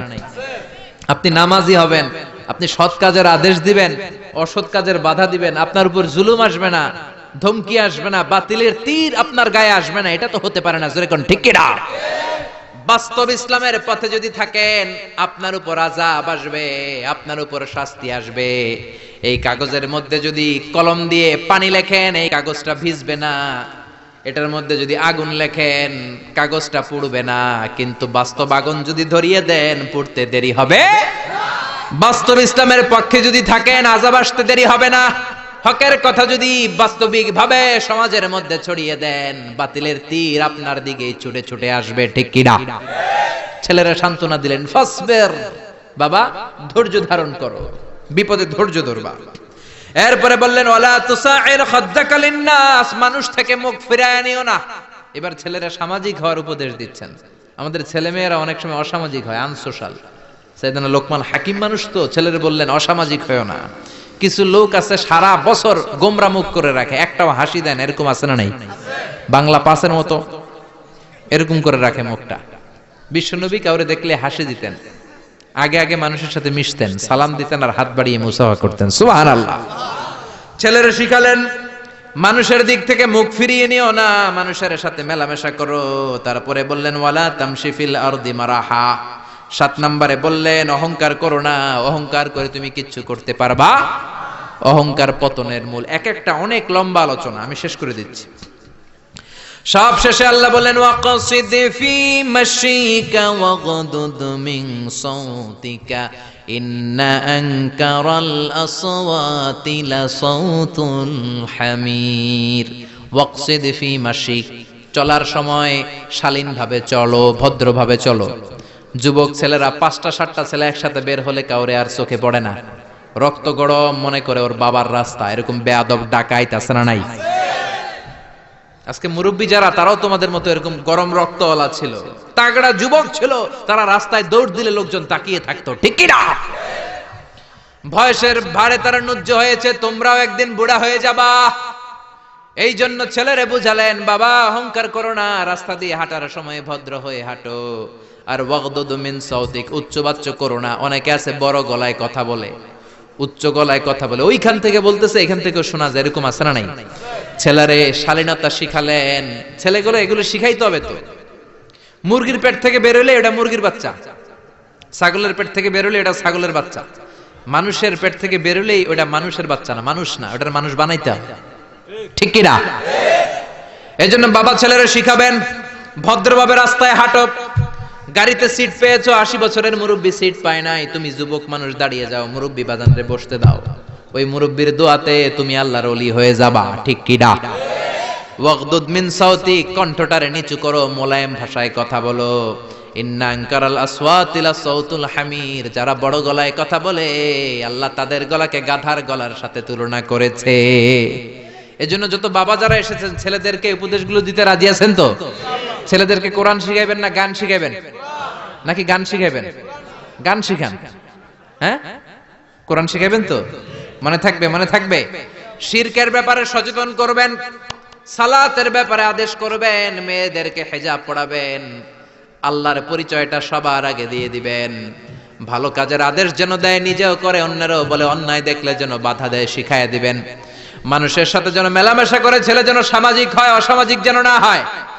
ভদ্র আচরণ করে, মোলায়েম কণ্ঠে কথা বলে, মুরব্বীদের সালাম দেয়। এই 10টা আইনার উপদেশমালা যদি কোনো ছেলে মেনে চলে, ওই ছেলেটারে ওলিদের শিরোমণি বানিয়ে দিবে কে? বাবা যারা এসেছেন ছেলেদেরকে উপদেশগুলো দিবেন তো? আল্লাহ তাআলা আমাদের সবাইকে কথাগুলো বুঝার আমল করার তৌফিক দান করুক। যা বলেছি আল্লাহ প্রথমে আমি মিজানুর রহমান আজহারীকে আমলের তৌফিক দান করুক, আপনাদের সবাইকে আমলের তৌফিক দান করুক। আমরা পড়ি আমিন।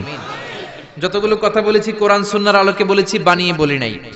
তারপরেও আমার মনের অজান্তে কোনো মিস ইনফরমেশন যদি মুখ ফসকে বেরিয়ে যায়, সেগুলো যেন আল্লাহ তাআলা আমাদের স্মৃতিপট থেকে মুছে দেয়। আমরা পড়ি আমিন। সত্য, সুন্দর, কল্যাণকর, হকের পক্ষে যা বললাম সবগুলো যেন আমরা আমল করতে পারি। আমরা বলি আমিন। রব্বানা আতিনা ফিদ দুনিয়া হাসানাতাও ওয়া ফিল আখিরাতি হাসানাতাও ওয়া কিনা আযাবান নার।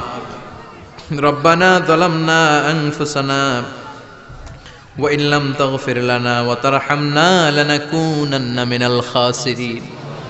রব্বুল আলামিন 2 দিন ব্যাপী তাফসীরুল কোরআন মাহফিলের দ্বিতীয় রজনীতে, শেষ রজনীতে, আখিরি মুনাজাতে হাজার হাজার বান্দা বান্দীদেরকে নিয়ে আমরা হাত তুললাম। আমাদের হাত 2খানা কবুল আর মঞ্জুর করে নাও। আমরা সবাই গুনাহগার, গুনাহমদের বেশুমার।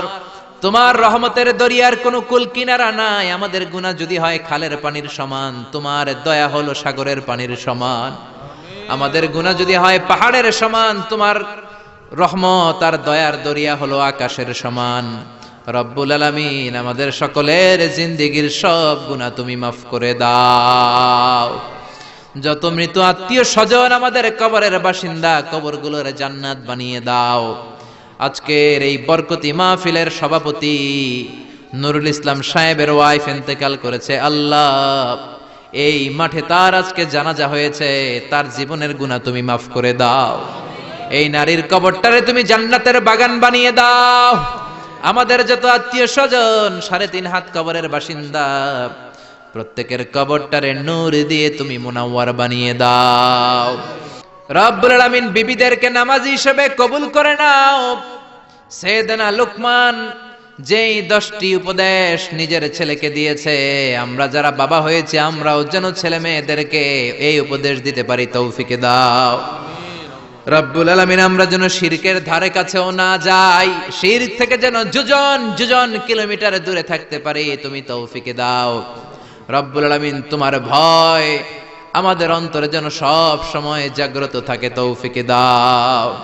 আমরা যেন সৎ কাজের আদেশ দেই, মন্দ কাজের নিষেধ করতে পারি, আমরা যেন অহংকার না করি, আমরা যেন সালাত কায়েম করি, মোলায়েম ভাষায় কথা বলি, অহংকার যেন আমাদের অন্তরে ঠাঁই না পায়, তুমি তৌফিকে দাও।